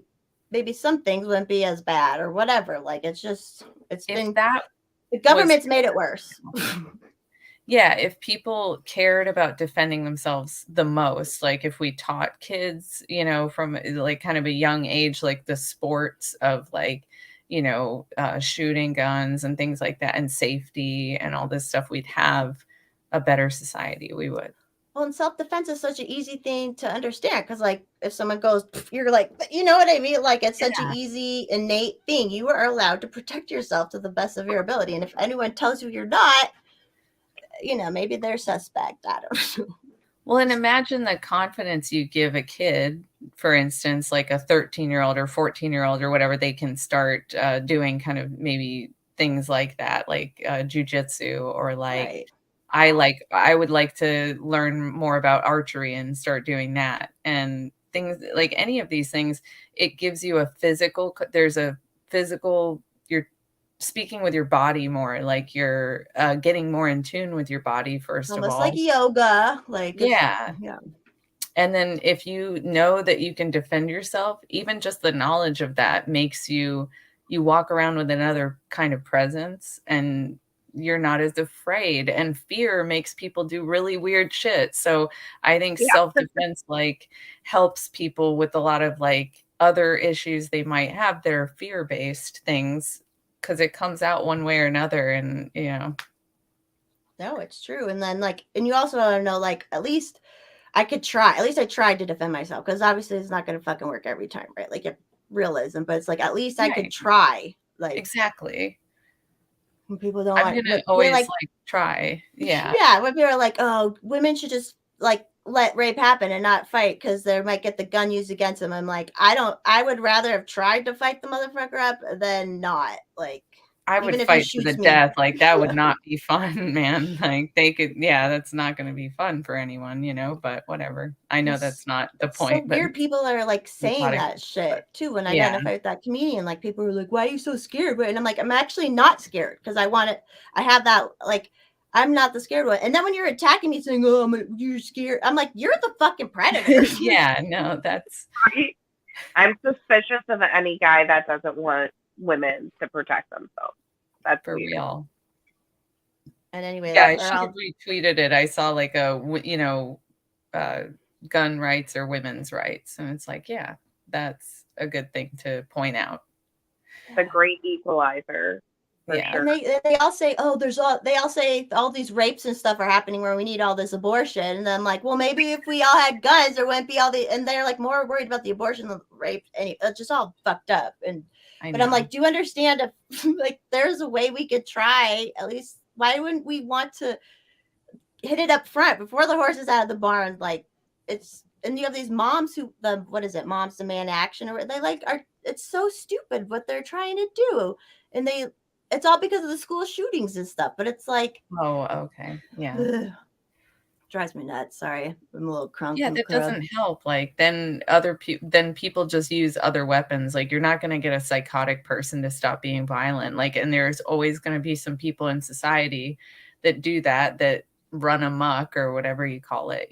That's been going on since forever. You got to take care of them. You know, you got to take them out or, you know, put them in a safe And place maybe where in they can't stronger hurt people. communities, if we could have smaller communities where people could catch people falling through the cracks. This was someone on Twitter I remember one time was like, no, the big government, like the federal government, helps catch people falling through the cracks more. I'm like, no, a strong small community would be able to, like, they see a kid acting bad, so they're like, oh, you're gonna go work at his farm now, and like, you know, like, there's just shit like that that should be happening more, but they don't want that to happen, obviously. So no. Ugh. Yeah, and a kid struggling in school doesn't seem to have a lot of good context to go to. Like teachers seem like they treat kids pretty badly on the whole, you know, like most of them are not really. My grandmother was like a daycare teacher, so I went to college to be an elementary school teacher. I wanted to like be like my grandma, and I could see myself like teaching kids, but that part scares me where you're, you know, that's a lot of responsibility to like mold young minds, and I've seen it done really poorly, and that scares me, you know. Yeah. At least if you care about the kids, I care more about a teacher being a kind, like loving person than I do them teaching them super well. You know, it's just like, just don't be shitty to them or abuse them, please, you know. And if they have a problem, like actually help them and don't call them a liar or like humiliate them. Like teachers humiliate kids like often. It's very bizarre. They'll like play those games the same the kids do. They're bitchy. My mom was a public school teacher for a little bit, and she's like, God, thank God I got out. Like it wasn't as bad at the time when she was doing it, but yeah, she actually cared about teaching. But yeah, teachers will be, and then we have all these younger teachers, and they're just bitchy, and they're trying to be friends with the kids on social media and shit. And it's like, no, like you don't need to be cool with the kid, like right, yeah, you know? Right. And like, okay, like when I was a kid, I never thought I'd say this because when I was a kid, I'd be like, no, I'd love it if my teacher dressed like that. But like, I look at these teachers and I'm like, why are you dressing this way? Like, can you like dress a little bit professional? You know what I mean? Like, I'm in shock, you know? And like, Car's first school was actually like in the city. And all the teachers dressed nice. And then when we went to her suburban school and I met her teachers for the first time, and I'm just like, were they too casual or? Were they real casual? Like she just looked a mess. You know what I mean? Like, and she just came off like the flighty, liberal, SSRI brain. Yeah, like we did not like her. Yeah. You know, and it's just like, and like I'm such a like I don't care like if people have pink hair, blue hair, rainbow hair, like do what you want to do with your hair. It's your hair. But then like, I don't know, like just like seeing these teachers and their, not even just their hair, but all the earrings and just all this stuff. And I'm just like, I don't know, like part of me makes me feel like I'm getting old. Yeah, we are old, honey.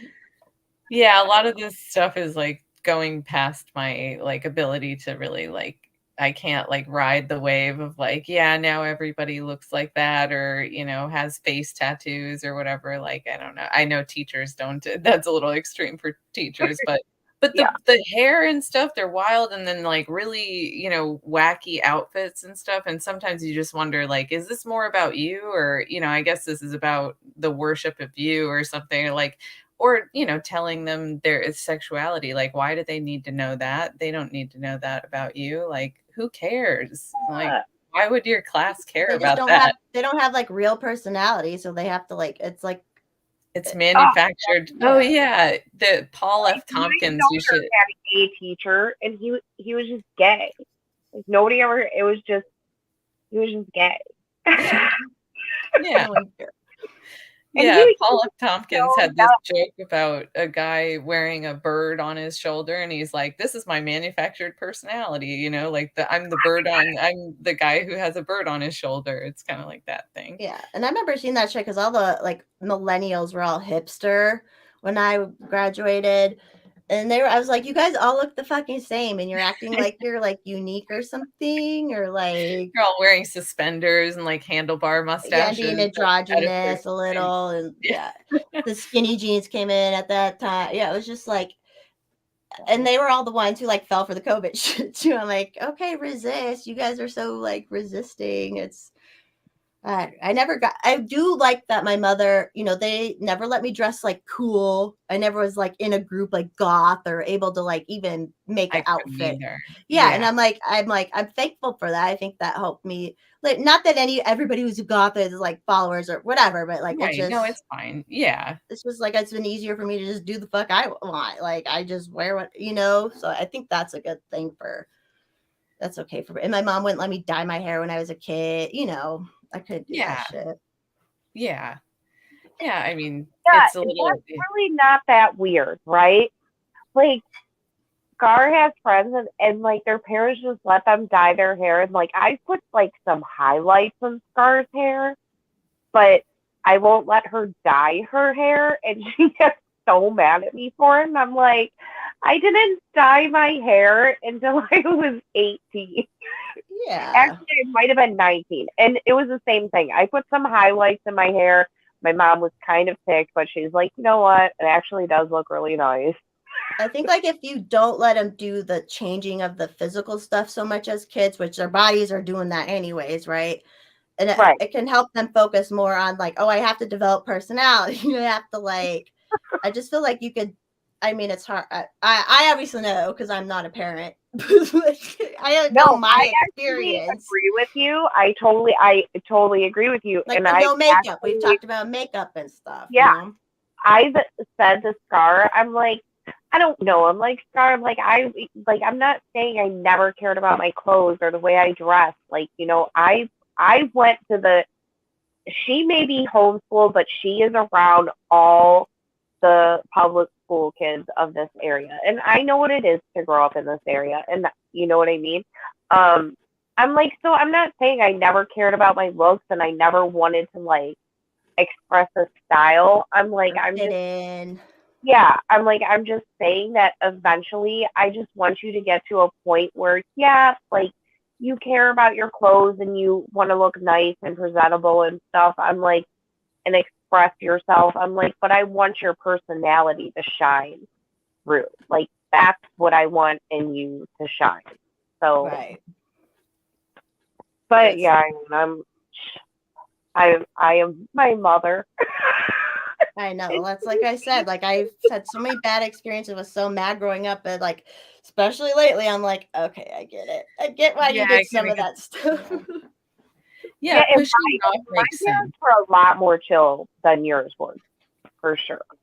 They were definitely like more chill, but at the same time, my parents were like very strict, like about morals and like work ethic. Like they were just very, very strict about those kind of things. And there was just certain things that I would get in so much more trouble for that other kids wouldn't. I'm like, what the fuck?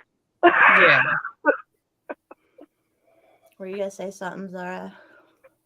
Oh yeah, no. I mean, it was more irresponsibility with my parents. It was more just like not.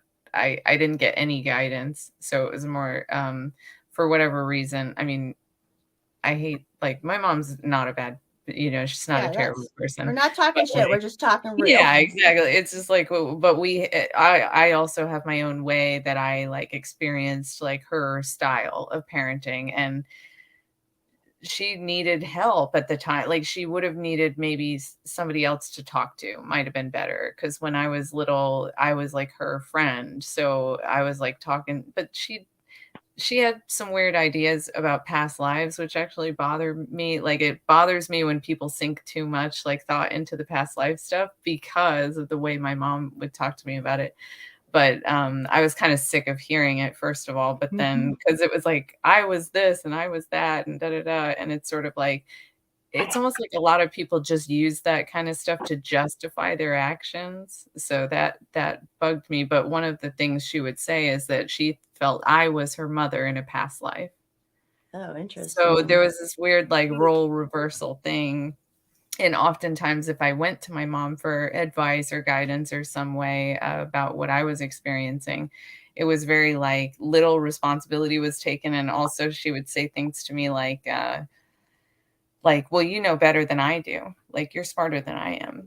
And I was just kind of like, well, okay, shit. Like, I don't know what to do then, and I'm not that smart. So like that set me up for a bad thing too, because I was like, I was thinking I like had something figured out and I didn't. It was just she really needed a friend, you know. So I seemed smart to her because she'd be like, well, I'm having this problem. And I'd be like, it's okay, mom, just love yourself. Or, you know, I'd say some shit that a kid would say that sounds sweet and you're like, want to hear that or something. And so she'd be like, wow, you're so smart. You know. Yeah, that's I think another thing I said. that with their kids. Well, that's what I've said about like the trans stuff. I'm like, all these women could go be friends with adult trans people, but they want to like make their kid a trans friend. And I'm like, go, I did that. Like, go make friends with people. Yeah. You Yeah. literally You can. don't And you need can to go be to friends. adult drag shows or whatever. Like, it's not that hard, but Yeah, I'm not saying you can't be friends with your kid and that you can't have a good rapport that way. And like my niece like makes fun of her dad and I think she's hilarious. They have a really good rapport. So they're like buddies, but he doesn't rely on her emotionally. He doesn't put her on the spot as a kid to like listen to all his woes or that kind of stuff. There can be like blurred lines that aren't great for kids, you know, at a certain point. oh, But yeah. Oh, yeah, definitely. And like adult stuff they don't need to be hearing exactly. yet Like or like I didn't need problems. to try to be figuring that out. Yeah. Are do you have siblings?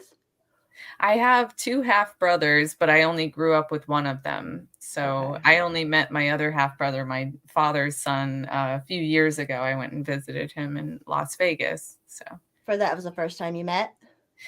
yeah, since I was a kid, like he visited once when I was a kid, and but we didn't grow up together. But it was really interesting because he wasn't raised with Scientology. So he had a different upbringing, but like him and I think a lot alike. It was actually really cool because I needed that at the time. I felt really disconnected from everyone in my blood family, like all my blood relatives. I was just like, no one understands me. Like half of them are Christian, and I'm not Christian enough for them, and the other my parents are Scientologists, and they're kind of bummed out that I'm not one now, you know, and Are so they you a suppressive person to them? no, because I haven't crossed the line, but I had to actually have a conversation recently about it because like my mom didn't understand like what a big like problem that is in our trust between us is I'm like there was a time I was trying to tell you something a few months ago and you stopped me mid sentence and you said, now Theron, be careful because you know that I can't associate with people that, you know, are antagonistic towards the church. And I was saying, so I'm telling you about a bad experience I had, that I experienced something. I'm trying to tell you about it. And you're going to stop me and say, you know, now be careful what you say.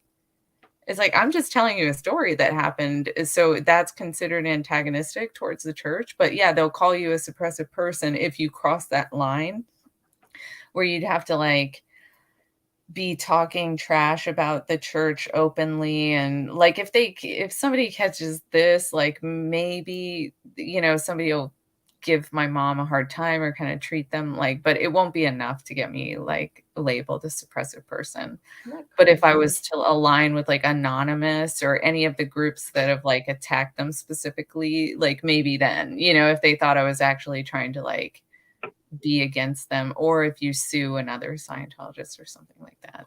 That's what's when something makes family even want to turn on family a little bit, like during the COVID show at the vat. It's so amazing how strongly because even my family when I moved out young, there was a lot of there was weird culty shit going on, and it's like how can you know, it's just wild how family can be towards family.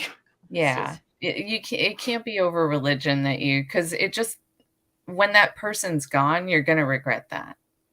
You know, Yeah, no matter what, like when that person's gone, whoever it is, you're gonna regret that you made such a big deal. Like I lost my grandpa, and the last conversation I had with him, I was being stubborn about not going into church because, you know, I'm not comfortable in churches in general, but in Christian churches, I always felt like I wasn't accepted there. So he said, you know, he wanted me to go to church that day. I didn't know he was actually going to preach, and he hadn't preached in a long time. And that was the last time I saw him. I told him, no, I'm not going, you know, and I put my foot down about some shit that like I would sit hours in a church if I could hang out with my grandpa again, you know? Yeah, you So don't know till later. And yeah, sometimes you got to reflect on that. Like, what are my real priorities? Do I really love this person? The thing you really want them to know in the end is I love you. That's the most important thing. And then maybe there's a couple other things you want them to know. But when you really get down to it, if you want someone in your life at all, you got to like let some of that shit go. yeah, you really do. I was thankful because I left so mad and stuff. And I was the one who actually at one point I was like, I have to take a break from you guys because I was on my own and they're harassing me and all this shit. It was just like, I have to take a break from you. You're hurting me. Yeah. I'm developing I'm on my own, paying my own bills, and you're like harming me, you know? And then, and now we're all like pretty damn close because I did that. And then I knew I had to forgive when I was young. I'm like, I can't hold this anger.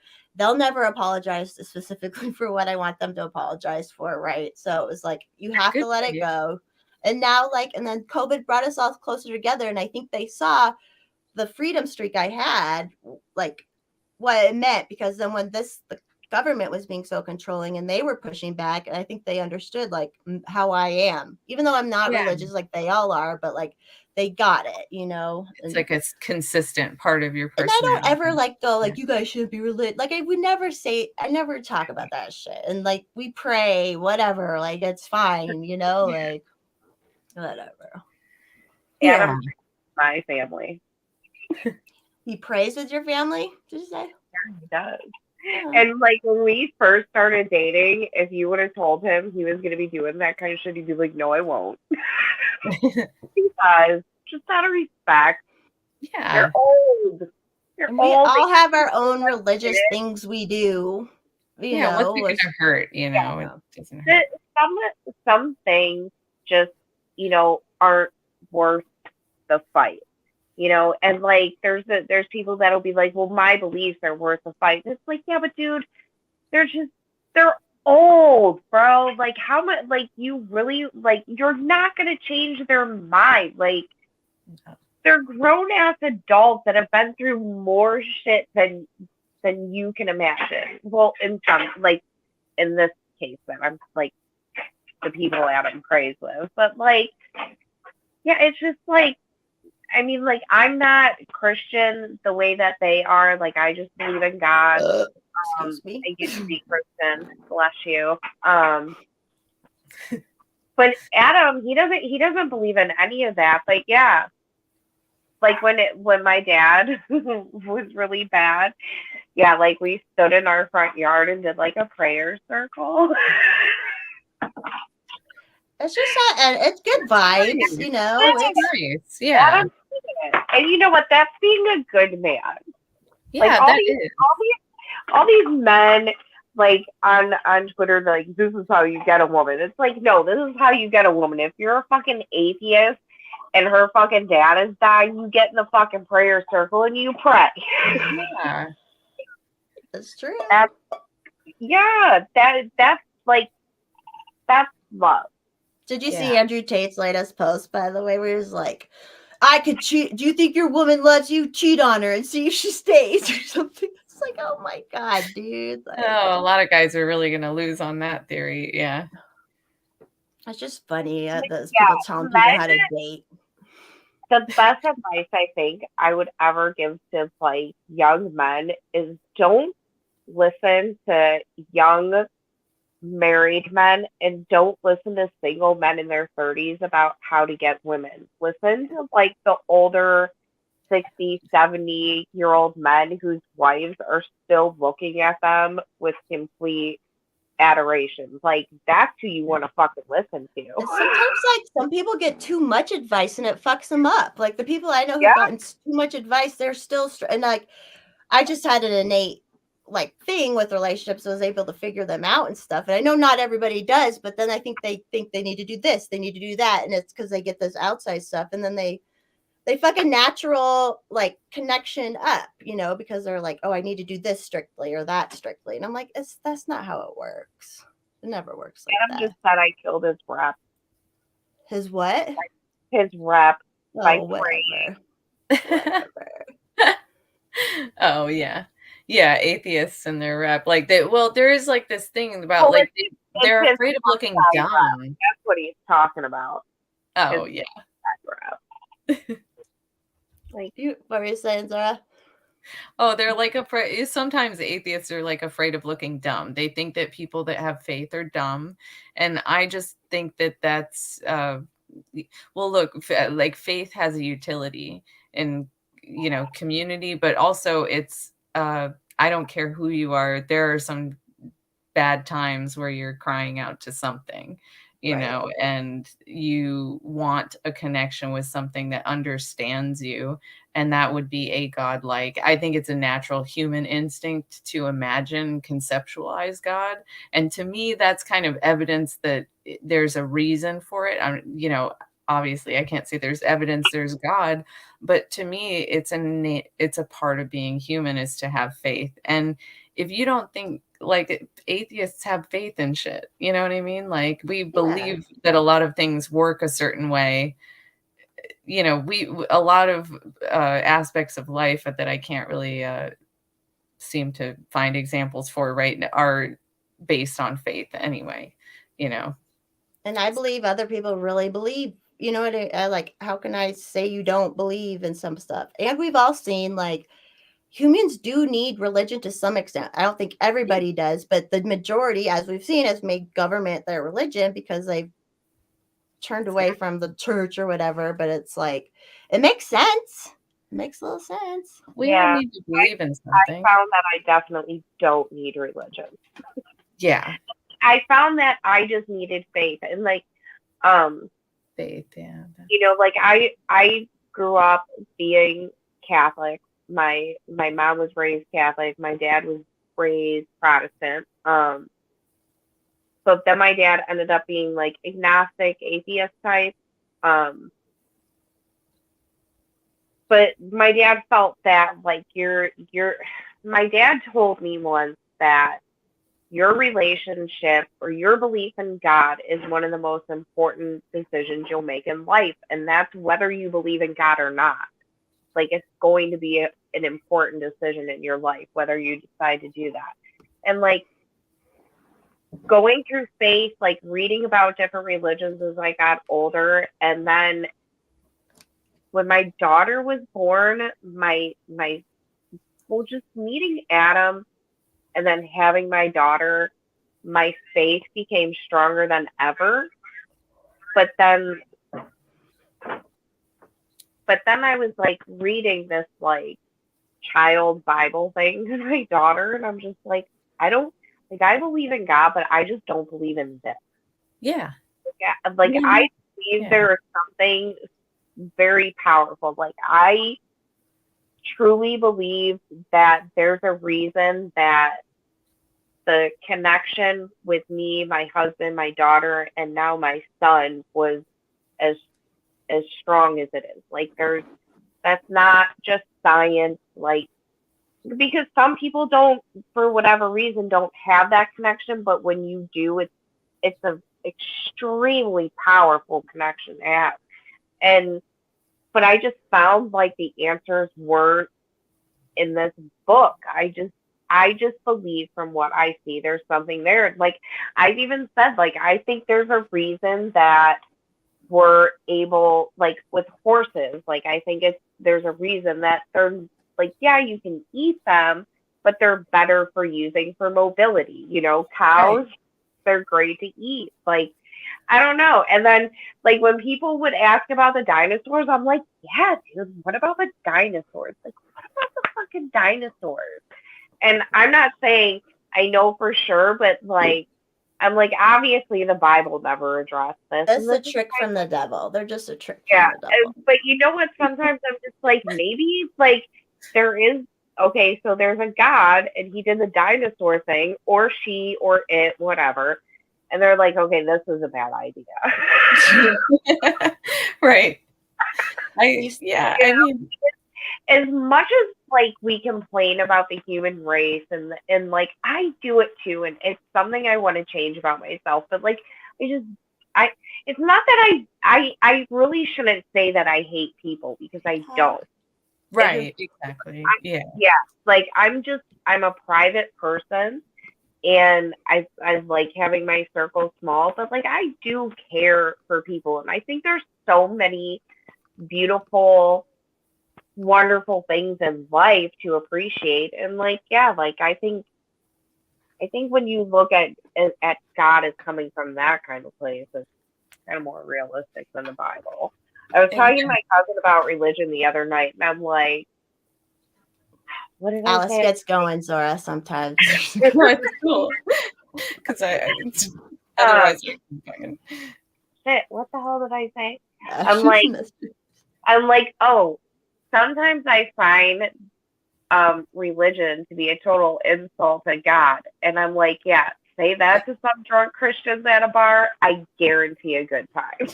yeah, I know that one will get things going. But seriously, I find it insulting. Like when people act like God gives a shit about really petty things, I'm like, you're being super insulting right now to like this is supposedly like the highest form of being. So, and you're telling me that this very high functioning form like of beingness like gives a shit about, I don't Premarital sex. I don't think it's like that at all. I think if anything, if God knows everything, then there's an understanding of why you do the things you do, and I definitely think that people are their own gatekeepers to hell and heaven. Like they create that on earth. I don't even know if I believe in the afterlife. So I kind of just believe that this hell and heaven thing is actually what you're creating right now. You're either creating a hell for yourself or you're creating a heaven for yourself. It's like one or the other. And the garden thing. So I love parts of the Bible. I love some aspects of the message there. And but the Bible is a book put together by people, and it's almost like writings on a cave wall trying to tell people like this is what we've picked up along the way. But it's all taken from ancient religion prior to that. But then Christianity was put into place, and it's like this is our new culture. So we're going to make everything so we know you're still going to celebrate, the winter solstice and all this stuff, but we're going to call it this. So it's just restructured of Yeah, even like the virgin birth is like happened in all the past religions and stuff. exactly like the hero story goes. People have been trying to tell a story like since the dawn of time, as far as as far back as you can find, that somebody's trying to write something down or put something on a wall or something, and this need to express our experiences, I think, is a survival urge to like help the future generations survive better. You want to tell them, you want to impart to them your knowledge. And I think, yeah, I think the Bible has value in that it's part of human history, and it made a lot of people literate at one time, like it had a huge impact on literacy over across the world. So to deny that there's value to the Bible is like stupid, but to live your life by it as if that's not God's words, God did not And they write. were all probably tripping on drugs when they wrote that shit, or like, Right. I mean, or like, just like food that wasn't Figure eat preserved. much, man. I have I books on that stuff. grew I love reading about that back then. Yeah, like up they really think a lot of them were all like a lot of the old stories, and they're just tripping. It's like, why yeah, not? yeah, there's some wild shit. Like Yeah, Eden is first shot. I'm ignoring you because you're too horny right now. Sorry. Keep going through. but it's got most of it's a metaphor as far as I can tell. The bits I've read is like a lot of this stuff is they are trying to package like a lesson to the people reading, and they're using a lot of metaphors and I have my own ideas about what those metaphors are for, and but that's the fun part, sort of, is like breaking that down and trying to figure out what it meant. But if you live your life, you know, I don't know if that's the Bible is a little confusing. So I would just say your own life experience is probably a more reliable source of information. You know, this shit that you learn about in life, uh, all the common stuff you learn about pretty much. Like you learn about things like when you do bad things, they have bad consequences. Like all this sort of stuff will happen naturally in your life, you know. Yeah, and it has the basically golden rule, which I feel like if humans figure that out, that's good to like teach, you know. Exactly. So, or the non-aggression principle. Just kidding, just kidding. Yeah, do unto others is like it makes sense, and you know it creates like a smoother experience. If you treat others like with respect, generally you're going to have a better time. If you go around trying to control people or you're trying to use force against people, you're going to get your ass beat like Yeah, people eventually. don't like that. Shocker, Yeah. people don't. And I'm always like, you know, you wouldn't like it if it was done to you, and you still do it. So it's like you failed. you Yeah. failed the like basic rule.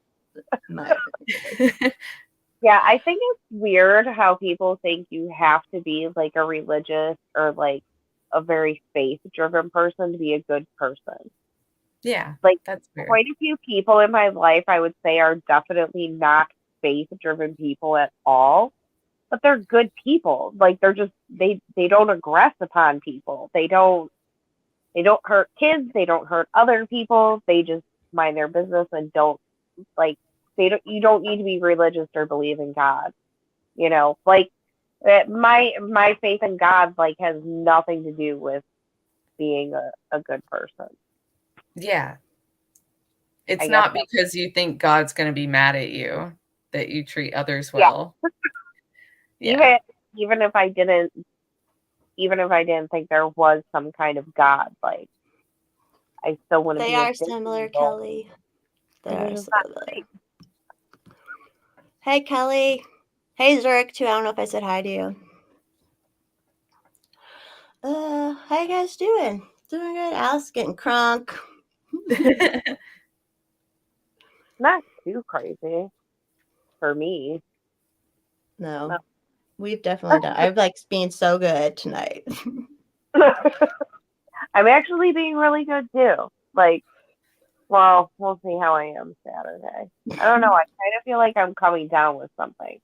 I hope I'm not. I'm gonna be really mad if we have a fucking sitter and I come and I'm too sick. Damn it. Yeah, that would suck. Yeah, that would really piss me off because we like never get a sitter.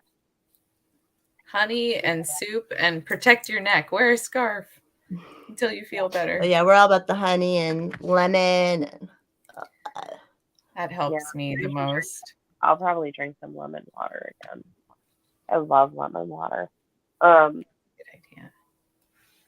Oh, that's pretty. I just noticed that.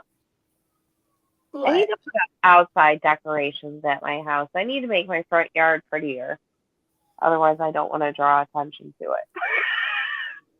Have you ever done that? Like a full on? I've never done it. I can't wait. I have a tiny trailer, so it's going to be so easy. So I'm like excited about that because I'm like, yeah, and I have some pine trees on that land. So I was like, pretty. I can figure out maybe I can decorate some of the outdoor pines. Oh yeah. Next year, you know.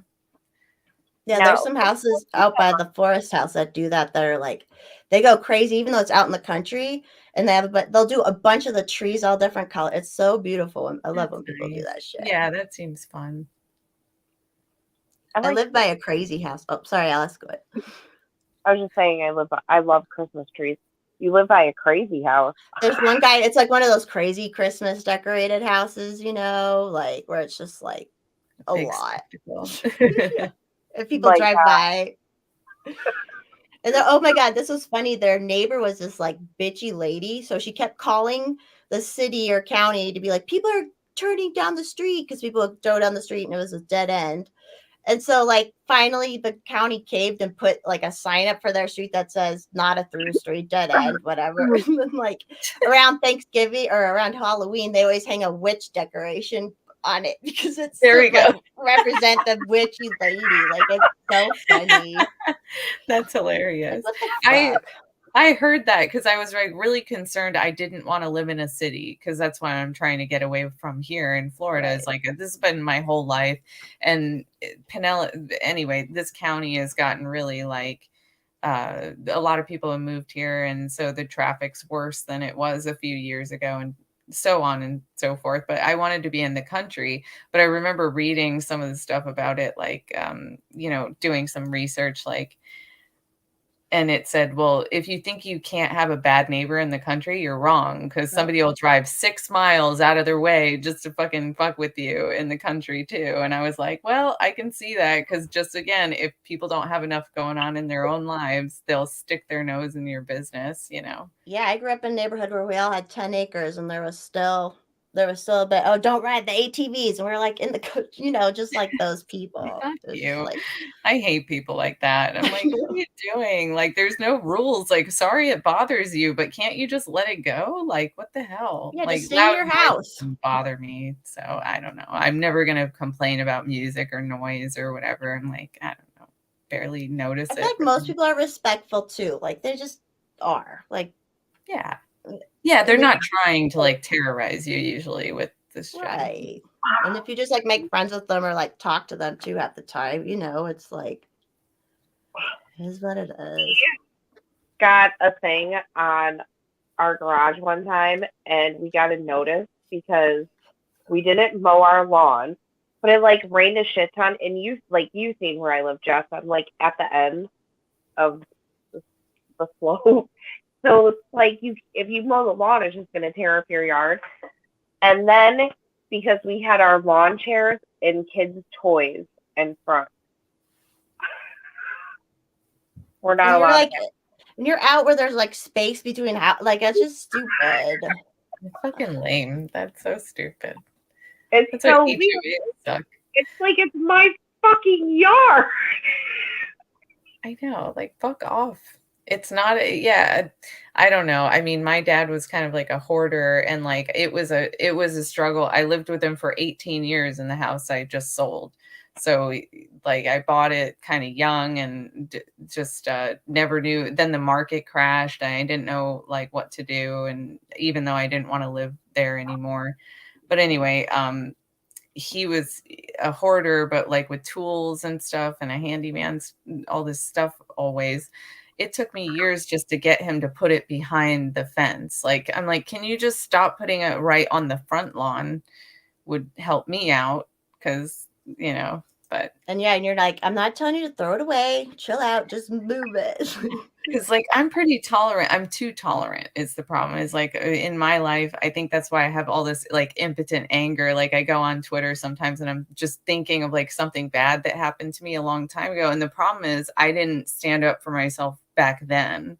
So then years later, I'm sitting like stewing about something that I should have done something about. I should have said like, I don't want to live like this, or this isn't like how I want to do things. And because I didn't do that, then later I'm going on Twitter, like having a fucking, tantrum about like shit that happened like 10 years ago or more, but it does happen to me. But I'm like finally realizing that like that's how I screwed myself over. It's just like self-betrayal and like not really giving a shit about what I wanted and stuff. So I think you're rather like normal compared to other people. thank you. I mean, like I don't even think I don't think I'm normal compared to other people. Right. Who's normal? But yeah, like I think you're a pretty positive person. Like you don't seem to like. I mean, we all have our bad shit, but like you've never I come don't. off. I'm perfect. Yeah, like you don't come off to me as somebody that like lives in their trauma. Like you're not like a miserable person to follow. Like there's people like I'll follow and I'm just like, dude, like I know you went through bad shit, but like you're so mean, you're so hateful, like and you think you're not being hateful, but you're being hateful. And like you've never come off as like a hateful or angry, like yeah, like I don't think any of your tweets come off like Oh, thank bitter. you. I think it's just these moods when I'm in them, they feel intensely and like they feel extreme for me because yeah, normally I'm just go with the flow. Like that's kind of how people describe me. It's like you're easygoing, and it's like I am usually like that because usually I just want to have a good time with people, even if I don't agree with them. And a lot of times social anxiety or whatever, I'll be sitting there after an hour or two and I don't want to be there anymore, especially if it's a group situation. I'm really better one-on-one or like with a small group of people. But if it's something like 8 people or like a party, I'll tend to like check out mentally at some point. But even if I'm not having a great time, I don't treat anybody shit like shit for Or that, you're you know? not like making everyone else's problem like, I'm not having fun. Like you're not like Yeah. making it. I'll leave. Yeah, I'll leave if I'm, like, really not having a good time. I do the Irish goodbye and, like, just step out without saying bye. I've done that. Yeah, that's But like knowing what you wanted, you knowing yeah. your social input, wanting what your social input to be. You pick and choose that. Like Yeah, all but the people generally, that oh go ahead. my mom was always having a lot of emotional shit growing up, and I think it's, like, from that. It's, like, watching her cry almost every day and stuff like that. I'm like, "I cannot do this. Like, I can't live like this. I can't be, like, constantly flipping out like that," you know? But Yeah. It's gotta be exhausting. yes, exactly. I feel for the people because, like, it's so much. There are people where they're in a phase of life where they gotta process that trauma, they have to, like, deal with it first before it's gonna get better. So I give people room for that because 'cause I'm like, "Look, maybe I just won't interact with them when they're super, negative or whatever." Right. But I feel for them, and I just hope they get through that phase, and I have faith that most people will, as long as they keep trying and they'll find more positive things as they go along, like more positive coping. Like we're all coping with stuff, so I don't really get the no, I do get the insult in a debate, but I don't there's nothing wrong with having coping mechanisms that you have to. You have to. Like Yeah. you fucking have to. That's why people are so fucking crazy. They just have no coping mechanisms anymore. Or they Yeah, like like don't yoga yeah. art and doing YouTube or, even expressing yourself on Twitter as long as it works for you and it's making you happy, that's a good cope. And it's like if it's healthy for you. If it's making you dysfunctional in life, that's probably not a good one. Right. There's a limit there. But Yeah. Are you still but I might have to tap out. yeah, that's fine. We've been going for almost Yeah. 3. I mean I can go longer, but I'd have to get up a million more times and I don't know. Because you like me and Alice are always moving around and Zora sat still the whole time. I just have nowhere. This is a small room, but well, thank you for having me on. It was Yeah, really you're welcome awesome. anytime. You've always been Anytime. so nice to me, and you too, Alice. Like, thank you so much. Yeah, it was fun. I hope you come on again. Yeah, that'd be cool. Like that, so you come on. I love it. All Right, right. Well, good thanks night to everyone for you. watching. I'm gonna end the Bye, live everybody. part. Bye Yeah, everybody. hang on.